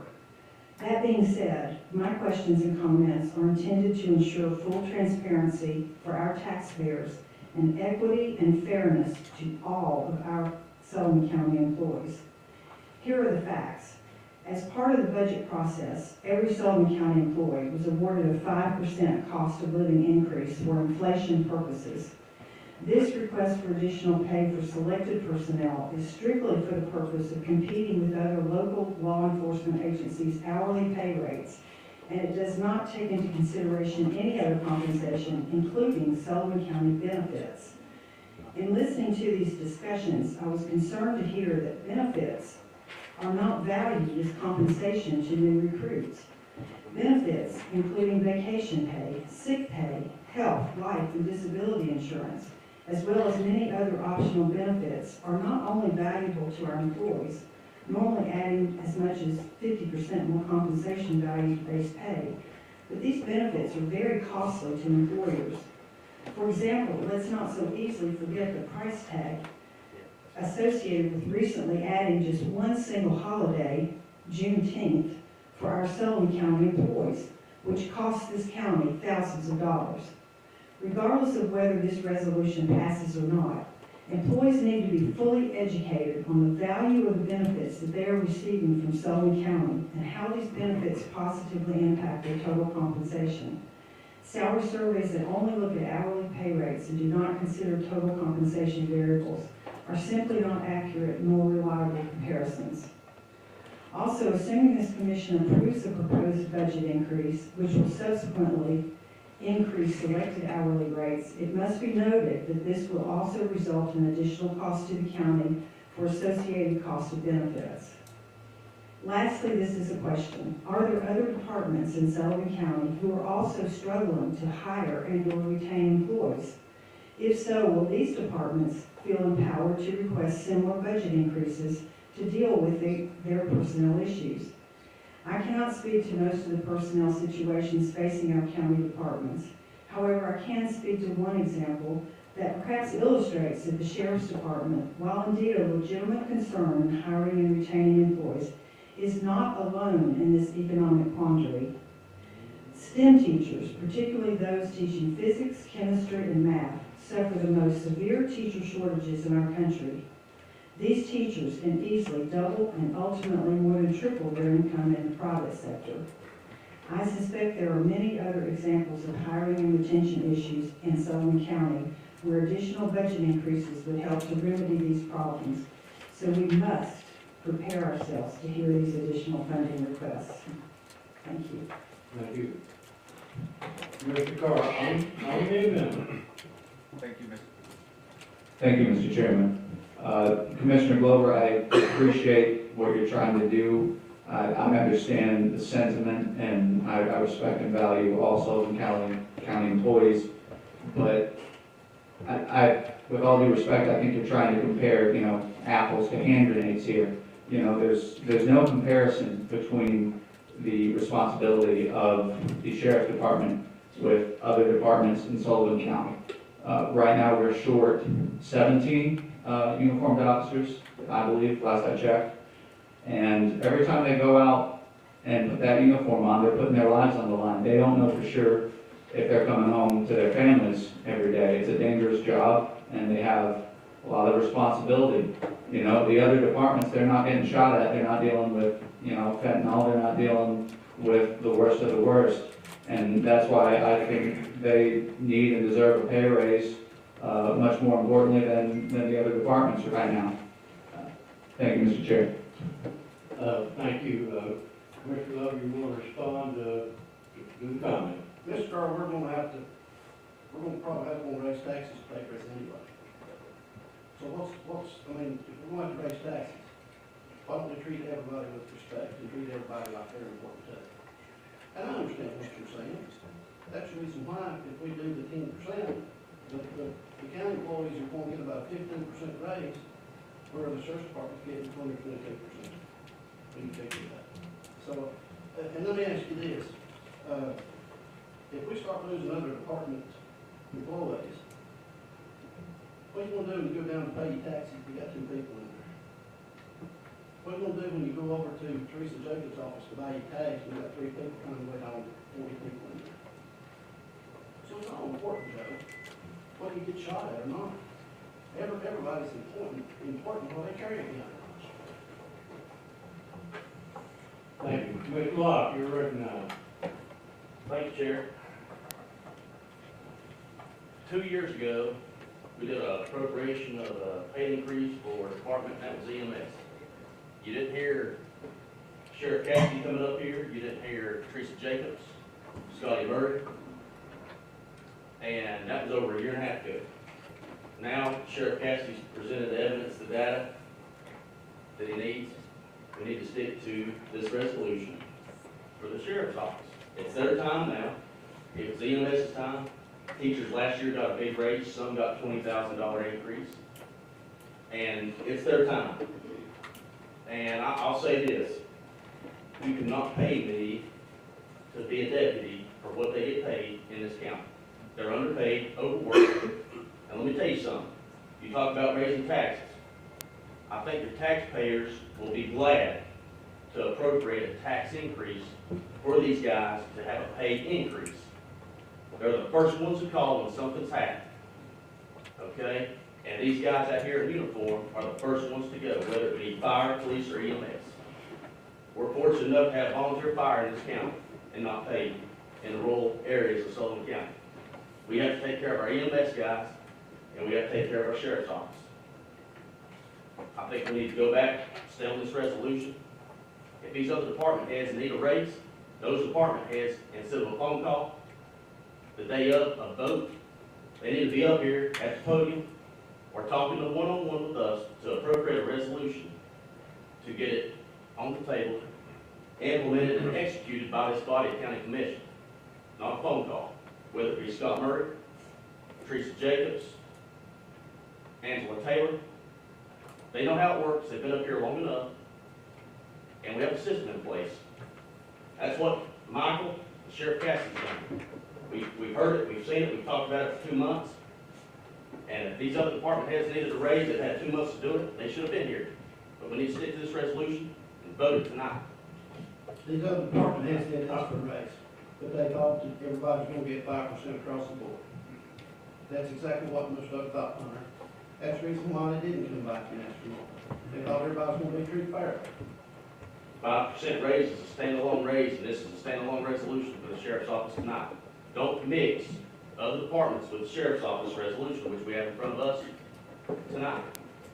Make a point or ask a question. What is the deal? Okay, Mr. Iverson, Commissioner Glover, I'm with you. I understand what you're saying, and I think your heart's in the right place, and I think it's something we do need to look at. The problem I have is I'm a numbers guy. I need to have something in front of me that says this is how much it's going to cost us, and we have to be able to look and see if we do this, how much it's going to cost. And without that, it makes it very, very difficult. So I do think it should be a standalone. I think it's something we need to look at and come back. And at that point, we can look at. I don't really think it applies to this one because without numbers, it just really doesn't work for me. And I mean, I like to hear from our finance director to say, can we afford this? Is it going to cause a tax increase? If so, how much is it going to be? And I mean, those are the things that makes it tough on me. And I also know that a lot of people that are working for our county are hurting right now. And that's why I say I understand what you're saying. I was talking to a lady the other day, her husband works for the county and she works for the county, but she works for the schools and she's only part-time through the school year. She said, we're paycheck to paycheck until it's summer and I don't work, then it's paycheck to credit card. So I understand there's a lot of people needing extra. My problem is that without anything and without numbers in front of me, I really can't support what we're doing. I get it, but I just can't. Mr. Bailey, when we done the 5% raise, what was the estimated cost for that? I think it was a million and something.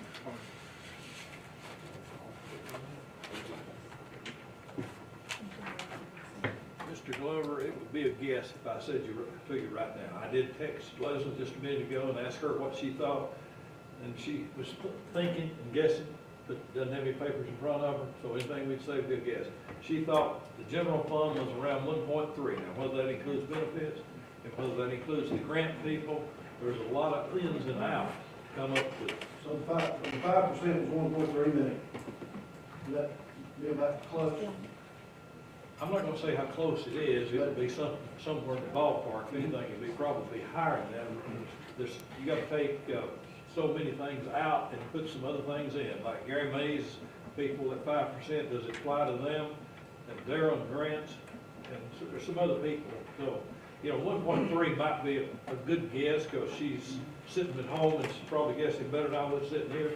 I've got a lot of things with me, but that part, I didn't do any calculation on. So taking those other employees out, the 297 from the sheriff's department, and done 10% for the other employees, the cost for this extra 10% will probably be pretty close to $2 million or a little more. Always be over that. So about 2.6.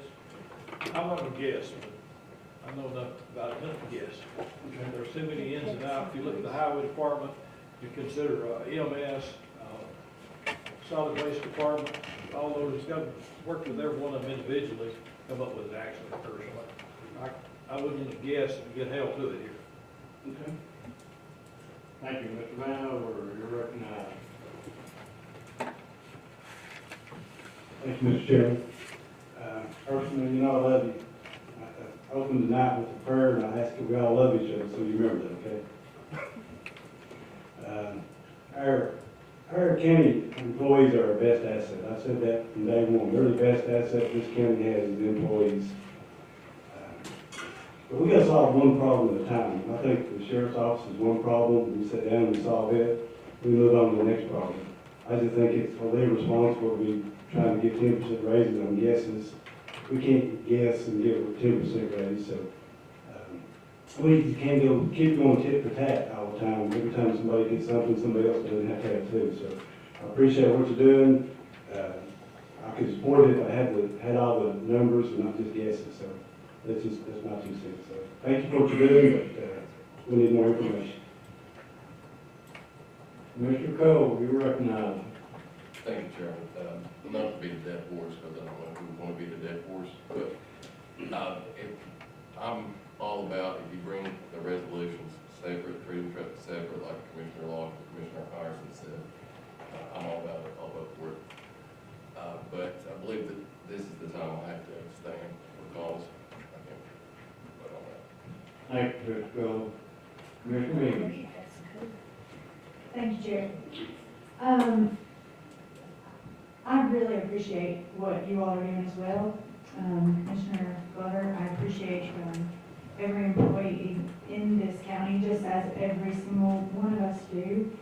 But the argument or the reasoning of what's good for one is good for all statement, if that were true, we'd buy a bucket truck for each department, we'd buy plans for each department, we buy buildings for each department. If a constitutional officer has come to us in need, it's our responsibility to look at this. And if other constitutional officers are calling you, then they need to come to us, and we do need to address whatever that issue may be. They were elected by the people, and it's their responsibility to do so. What we're doing when we say what's good for one is good for all, I feel like it is pitting departments against each other. And that should not be so, because each department has its own special entity, its own special job, and its own special place within our community. And each one of them needs to thrive in their position. So, I would love to support what you're doing too, but I would rather have some numbers as well. Commissioner Means, I'm going to direct this to you and Commissioner Vanover. You're talking about solving one problem at a time. If this passes, this is going to create a hell of a problem for all of you. I'm just telling you. I'll vote for the money for the sheriff's department. I'll vote for it tonight. And I'll pull what I said a minute ago about putting it on a line voting here. I don't want to put the commissioners in that position now. I'm not going to do that. But I will tell you this. If we don't take care of these other people, you think a few positions up here is gone, you're going to see a lot of positions gone. Because they are picky. And the department heads did come in here and ask for money. They did. But they did not continue to ask for money because they thought that the 5% that they were getting was going to be across the border for everybody. And I'm tired of the sheriff telling me that I've got a personal problem. I sit over there in the administrative meeting and ask for sheriff. I'm sorry. But I asked him 3 times. Go back. I want to know what personal problem is, I'll be able to just get up here and defend you. Okay. Sheriff, your name was called, and I know that you need to defend yourself. Well, face to face is better to me than just. Sheriff, I would like to ask you a question. It goes both ways here. We can call somebody down. Okay. Totally. All right. I'll clear this damn room. Sheriff, go ahead. Well, there's no personal problem. I think the big thing here is law enforcement is the toughest job in America. We have to be mediators, facilitators, children's advocates, victims advocates. You know, we have to be conflict resolutionists. We have to be mental health liaisons. We have to be coaches, mentors. I recognize the sheriff because. And like a lot of commissioners. Commissioner Glover withdrew his comment. Okay. And we're back on it, so thank you. But with the other respect to all the commissioners, when I've needed something, I've come in front of you all asked, and you respectfully gave it to me. If the other office holders need to do it, they need to take the harassment that I've been taking. I mean, that's just my Sure. opinion. You have entered the debate, and that's Related to the debate. That's improper. I recognize the commissioner to withdraw his comment, and for you to comment on that. So, Commissioner Glover, you are still recognized. What I was saying, Mr. Chairman, when we've done administrative meetings, I asked time and time again if the sheriff wanted to use that money for his employees. And Mr. Bailey was sitting right beside me, and some of these other members were sitting beside me, and I was told, whatever the county commission gives us, we will be satisfied with. That's what I was told. Not only once, but twice. The next meeting we had, I brought it up again. I said, Mr. Glover, I'm sorry, restrain from the debate on the amendment. If you will get back to debate on the amendment. I will withdraw my motion to do the amendment. I will bring some information back in here next month in a resolution form at a 10% raise for all the other county employees. I will have the numbers, and I will have it all in black and white for all of us to see. Thank you, Commissioner Glover. Really appreciate it. Mr. Glover has withdrawn his amendment. Mr. King has withdrawn his second. We're back on the bill. Commissioner Sullivan. We don't need any more comment on the amendment because it's dead. So I will release it over. I think we have two commissioners who need to speak about their voting status on this. I will recognize on the bill, on the resolution, Commissioner Leonard, you're recognized. I have abstained across on this. Thank you, sir. Commissioner Ward, you're recognized. Thank you, Mr. Mayor. Thank you, Mr. Mayor. I strongly support this, and I'm not gonna add no more salt to the wound. I'm not gonna get emotional. I know one thing, no matter how you vote tonight, there'll be 270 uniformed officers. Whether they get a raise or not, they will be on the job in the morning protecting everybody in Sullivan County. Because that's what they do. I would like to abstain for cause. Thank you. I've got you off the main to Commissioner Ward. Were you finished? Yes, sir. Commissioner Stidham, Commissioner Gardner, you're recognized on the resolution. Just a point of order, if I may, since we have 3 abstain for cause, does that take the necessary majority down to 10 since we're running this on waiver of rules? Is that correct? Mr. Chairman, may I? Yes, I do not plan on running this on waiver of rules. Yeah, we do have, it does bring us down to 21 with 3 abstaining. I'm asking for a vote for suspension of the rules, which would, if that passes with 16 votes, then I'll bring the amendment back, the resolution back on the floor, and it would be like it was a second, or a second passing of it, would require 11 votes to pass. We have a front with everyone so they understand. I'm going to ask Mr. Street to comment on this. Mr. Street is those that are eligible to vote. Yes, the motion to suspend the rules, their conflict would not apply to that.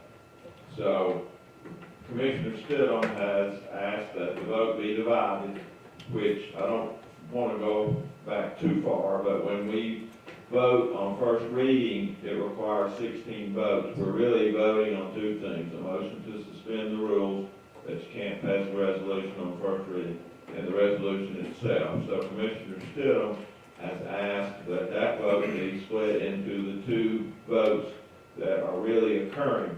So the first one is the motion to suspend the rules that a resolution can't be passed on first reading. These gentlemen that have abstained, their conflict does not lie with that vote, so they will be able to vote on that. Assuming that passes, then the resolution will come on for vote, and it will only require a majority vote. However, 3 have abstained for cause, so that leaves 21, and a majority would be 11. And I might add that that differs from our traditional waiver. Is that right, Dan? We usually do that in one vote. We're just simply splitting it into 2 votes. So, Mr. Stidham, without objection, Mr. Stidham wants to suspend the rules for the immediate introduction of item number 12. And so we have a second. Mr. Gardner, Andrew, Hunter. So all those in favor signify by saying aye. Aye. Those opposed, no. We have suspended the rule, and that allows the immediate introduction and adoption of item number 12 with a majority of votes. Okay, is that everybody clear where we are? We're gonna put this on the board. Yeah. So, Mr. Stidham renews his motion for adoption of item number 12. Thank you, Mr. Chairman. Properly second. You're recognized. With that, I would just ask for your support on this. I do understand what Commissioner Glover's talking about. I do support coming in, looking at the numbers for the vote across the county and pay raise, and we'll look at those numbers. This has been a standalone resolution, laser focused to fix one problem. That was recruiting, retention, of certified officers and post officers. I'd like to bring it to the vote. Thank you, Mr. Chairman. Mr. Stidham renews the motion. Like we're ready to vote, we have clear board. When the board opens, cast your vote on the motion for adoption of item number 12.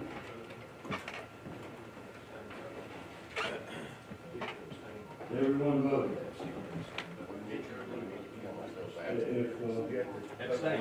If you push the blue, yeah, that's good. Push the blue button. Anyone wish to change the vote? Madam Clerk, take the vote. 18 yes, 3 abstain, 3 absent. Having achieved the necessary majority, item number 12 is adopted. Item number 13, Commissioner Locke, you're recognized on item number 13.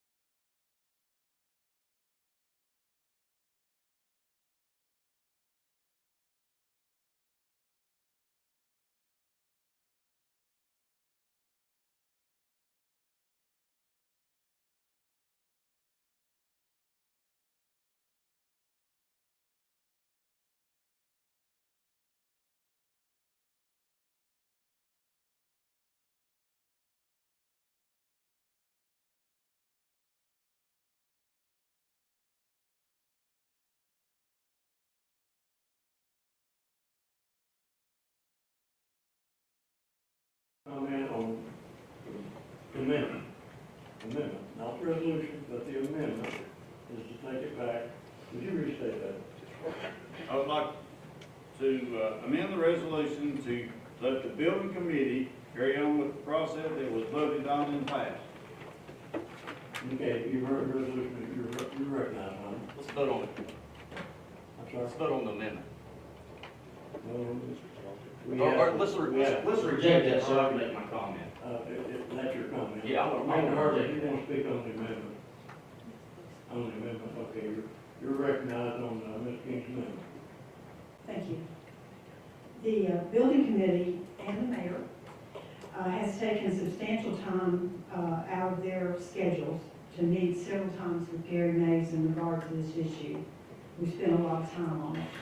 At the last meeting, there was a plan of action that was set in place, put forth by the building committee to make a counteroffer to Mr. Haney for $100,000. And it was with the stipulation, because he had come back saying that we had to make the payment of $130,000 before we could even get in there and test anything, which didn't make any sense. So it was understood at that time that the building committee would like to hear back from the counteroffer before doing anything else, because Sullivan County owns another parcel of land that they might reconsider, which the mayor mentioned to us, and we would need to restyle the building to possibly fit that parcel of land. So a lot of discussion's been going on, a lot of valuable time's been spent by this committee to do this. It was agreed by the committee that the land in Colonial Heights needed to be tested before we made any commitments to purchase it. So again, I do ask that this resolution be put back into the hands of the building committee to complete their work and their recommendations to bring that to the full commission. Thank you, Commissioner. Mr. Sponsor, I have a comment, and before we, well, let's go, I'm not having a comment, let's vote on the amendment. We have a proper amendment, properly seconded. Katie, can you put amendment number one on the board? I think. I rejected the amendment, Chair. I'm sorry? I rejected the amendment. You did, so we're voting on it right now. We have a motion for the amendment.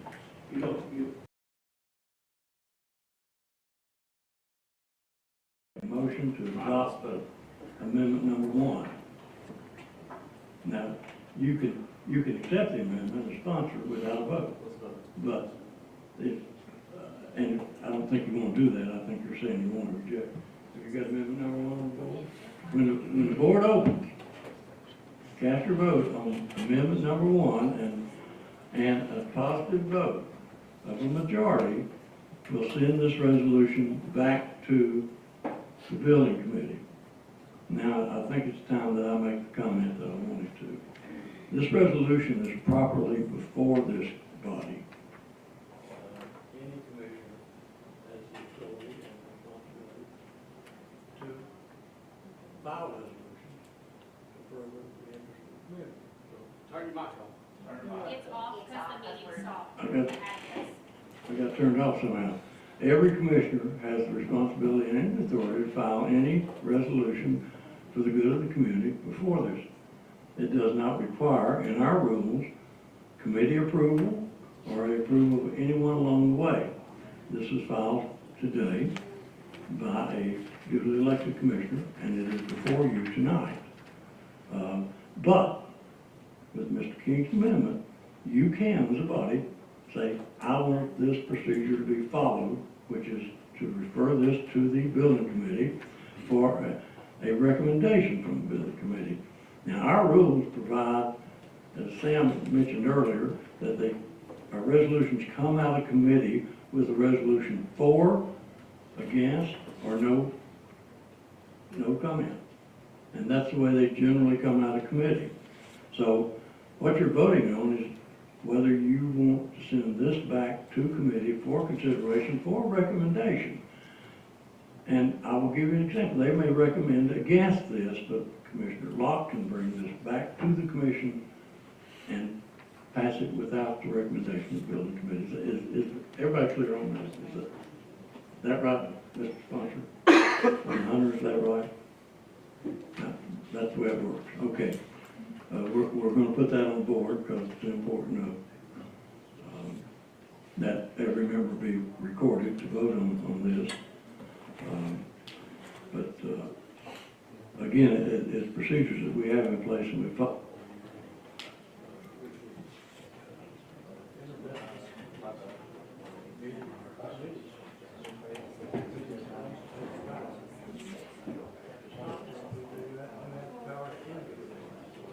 Are we okay? Okay. The board open, cast your vote on amendment number 1 to item number 13.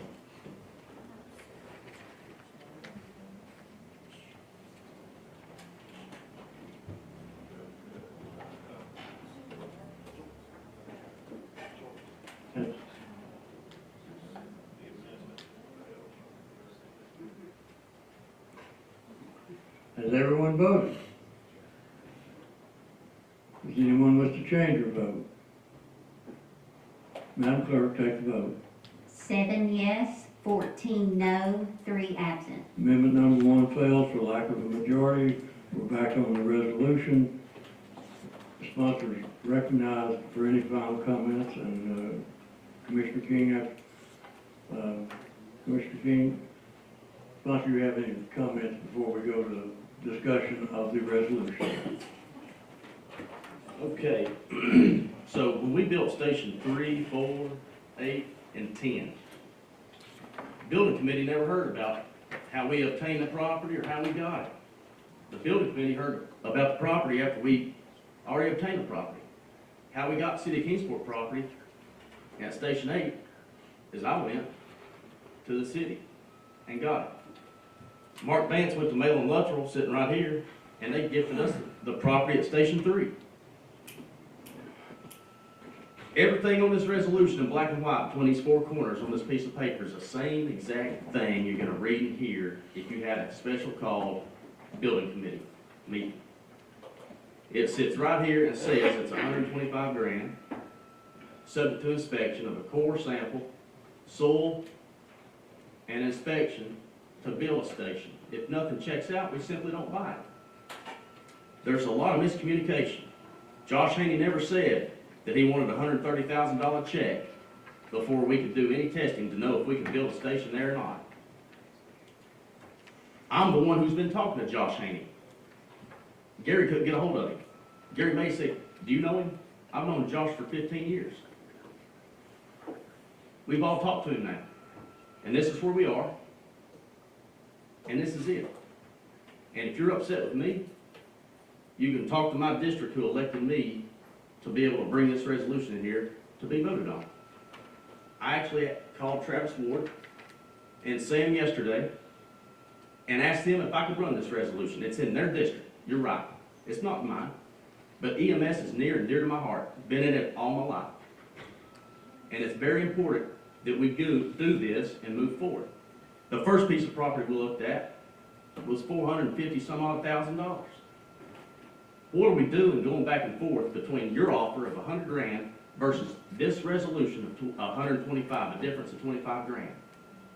Something that provides service to the people of that area for pre-hospital care. It's a win for us as this body, and it's a win for the taxpayers. It's a win for Kingsport. 5.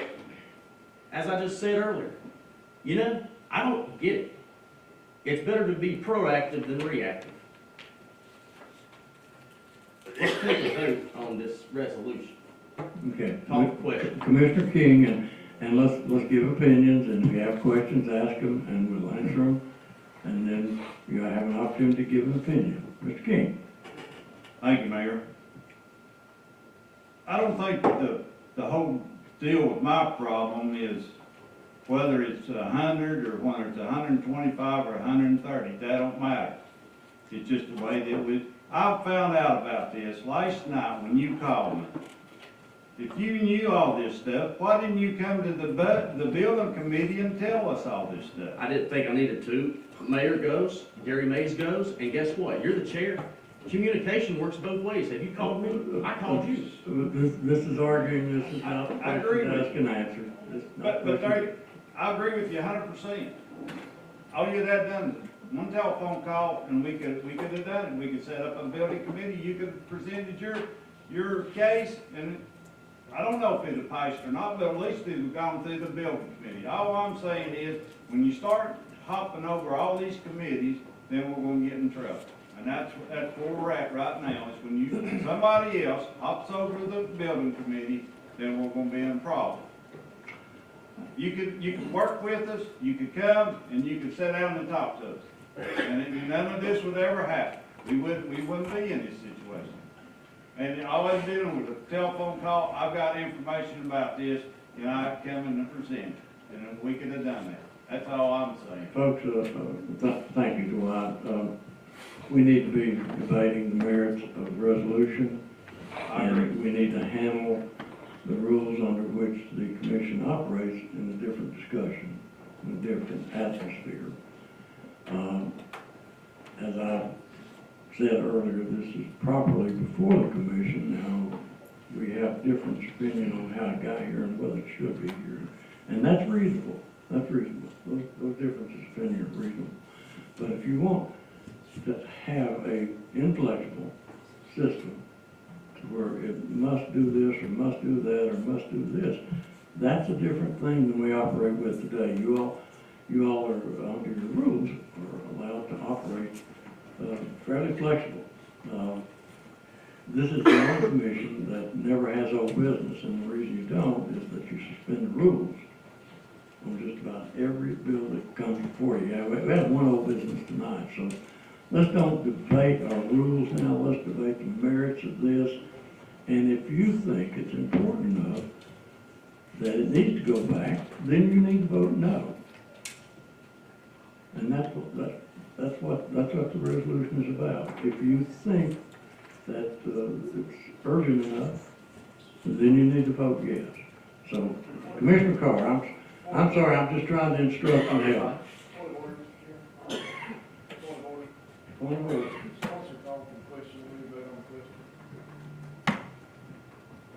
If you call for question in the motion, that was not a proper motion.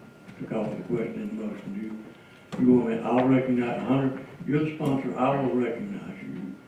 Do you call for the question? I call for questions. Okay, that is a proper motion. We have a second.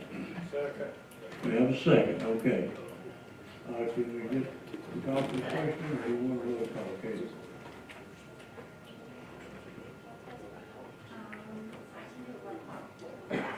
Okay, we'll do a roll call vote on this because it does take some time to vote. This is on the question. Thank you, Mark. So the clerk will call the roll, take a vote, and call for the question.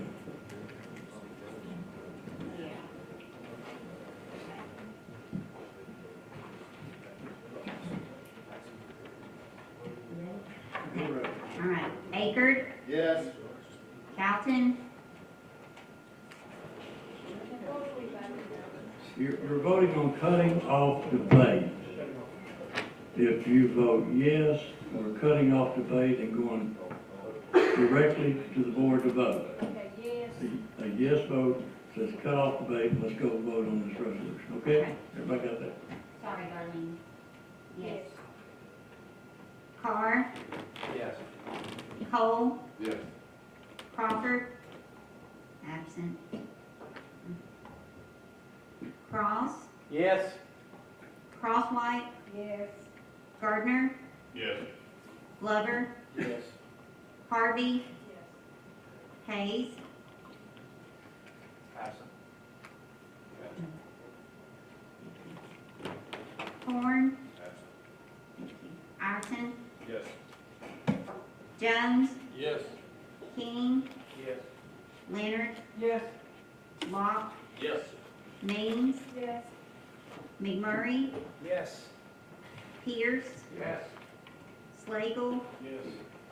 Stidham, Yes. Vanover, Yes. Ward. Yes.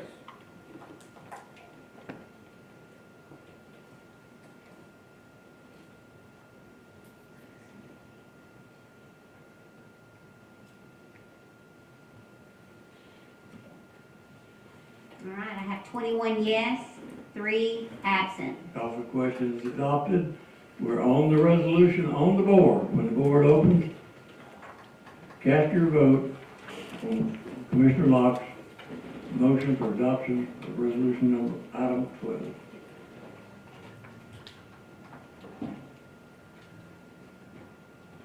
Everyone voted. Anyone wish to change their vote? Madam Clerk, take the vote. I have 18 yes, 1 abstain, 3 I absent. received the necessary majority. Item number 12 is adopted. That completes your resolution agenda for tonight. I've got a question. Yes, sir. Let me recognize Dwight, you're recognized. Bids at this passed, what's the building committee's next step? Give me some direction on what we need to do next. Who's going to take the offer to the Haney's? Who's going to do all this? The purchasing department, Mr. Bailey, step in for the right. Purchasing department will take this now and go to the,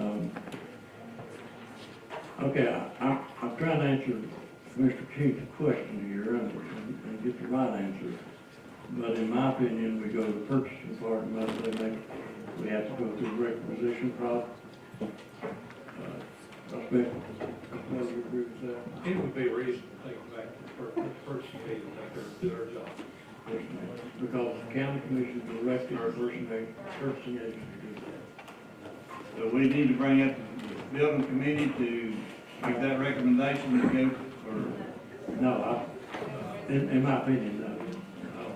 This removes the commission acted properly, and this removes that necessity. There's no internal operating rule of the commission that requires that. There's no traditional thing that requires review of a resolution that has passed the county commission. When it passes the county commission, it's over, except that we go into the process of purchasing. I believe that's right. Okay, Commissioner Jones, Honor, and if you push your button, I'll recognize you. And we're not on the resolution anymore. We don't commit on the resolution if you want. And I think I've explained our procedure that we're going to follow.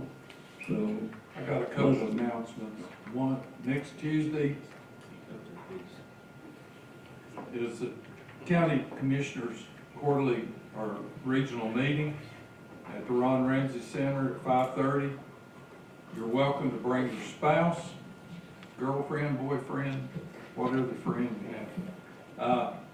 But that's at 5:30 at the Ron Ramsey Center. can I bring them both? You bring them both. Okay. Okay. And her boyfriend too, if you want. And then this coming Sunday, it is at Rocky Mount. The Over Mountain Men Association is, they've been meeting, but this Sunday will be the beginning toward the march across the river and over the mountain. But all day Sunday, and I'm saying this a lot for Jessica, because if you want to bring your children, if anybody's got grandchildren you want to bring to an event, at 6:30 is a really good time to come and see the firing of the weapons and hear some entertaining things. Thank you. Dan, did you want to be recognized? Yes. Mr. Street, recognized. Thank you, Mr. Chairman. Could I ask, could you indulge me in an acclamation to elect the mayor as chairman, act Mr. Venable as chairman, and John as chairman pro temp? I believe that all I did was close nominations. I don't think we ever did the extra step to vote these gentlemen in, and it bothered me, and so can we correct that? I think usually what happens is nominations cease and the nominee be acclaimed as the victor, but I don't think those were the motions. I think the motions were that nominations ceased, and it passed, and I went on to the next one. So, could I get you to vote by acclamation to elect Mr. Venable as chairman and Mr. Gardner as chairman pro temp, please, so we can clean that up. That makes sense? I think you did it though. Do you? Yes, you did. I'm fairly certain you did. Michelle says yes, we did it. We all said aye. Okay, for this No, I last thing, thought that was just a motion to close the nominations. I think so. Did we? Motion to close was also included to accept by acclamation. Okay, well, it's bothered me the whole meeting for no reason. I hate to do this, but the chair will what you did. Okay, we're kind of through. Commissioner Cross, I'll recognize you, and then I have, we have some information being passed out. Commissioner Cross. I'd just like to take this opportunity to welcome two young men to the chamber today from my class. They chose to come to the county. It's the most, I have to say, this is the most we've had from, I do an assignment where they have to visit a local meeting, and no one ever picks us. And this year we've had two separate groups that have picked us, so at least stop by and say hi to them on your way out. Thanks, Andrew. Now, we've had some information passed out to you. Tonight is my toughest night of the year, of the 365. And I have struggled for 2 weeks, and I don't mind telling you I've struggled because the mayor must pick a budget committee. And I have passed out a list of people that I have talked with about serving on our budget committee. And that's a mayor's appointment. The other appointments are recommendations to the county commission. And I'm not going to ask you to vote on those tonight because you need time. Those are recommendations from me as mayor to try to utilize our talent here in the best way possible. And so what I'm going to ask you to do is take that home, look at it. If you're in a place you don't want to be, you just need to notify my office.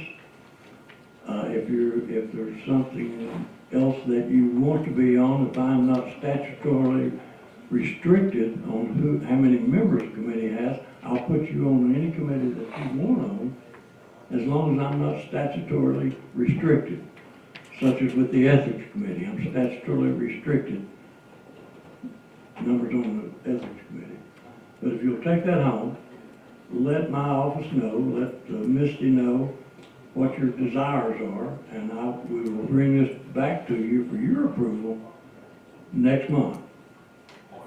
And I would ask the recommendations that I have made that the chairman of those committees try to organize those committees and see that that those people won't serve on that committee.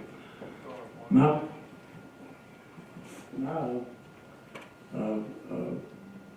policy in the past has been to try to get every commissioner at least 3 committee assignments and sometimes 4.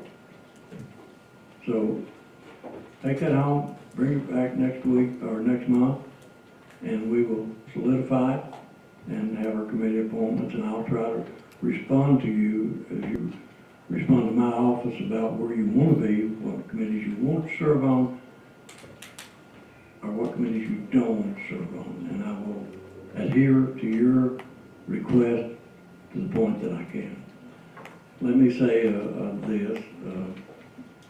State statutes give the mayor the authority to appoint budget committees. It's very difficult because it seems that everybody feels like the budget committee is the most influential committee. I've never felt that way myself.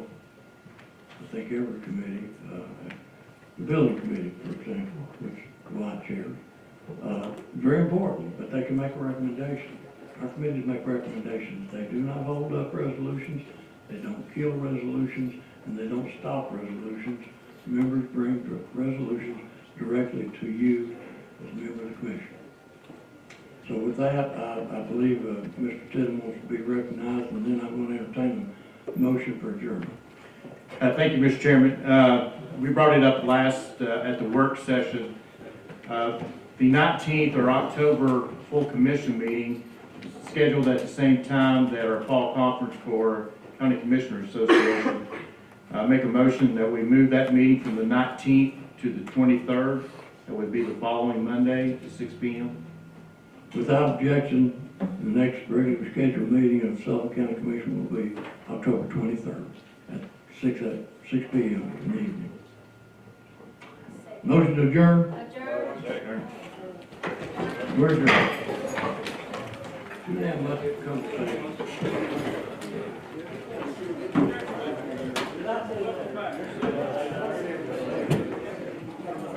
Please take cookies. That's all right.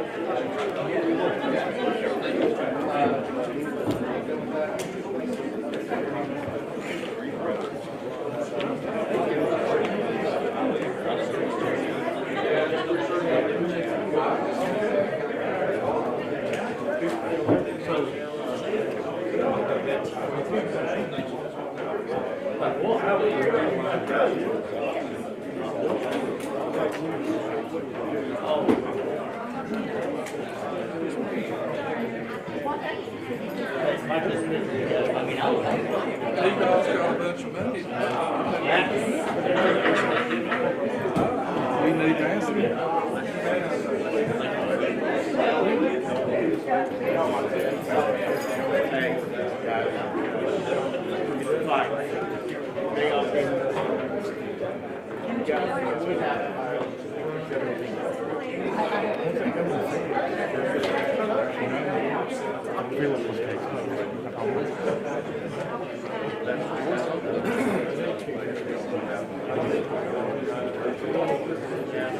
We do it. Let's get out of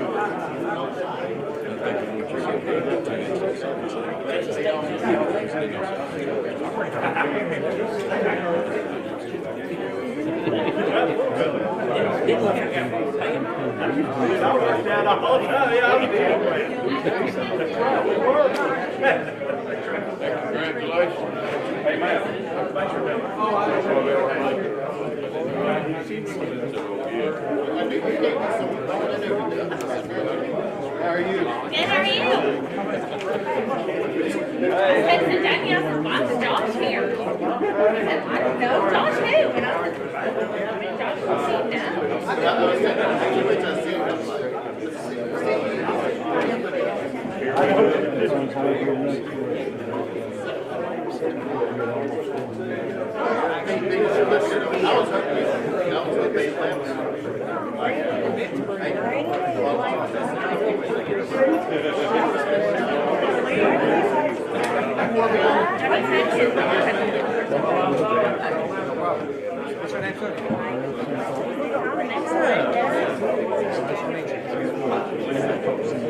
I don't know, he's probably happy now. Well, he's supposed to be watching it. Excuse me, sir.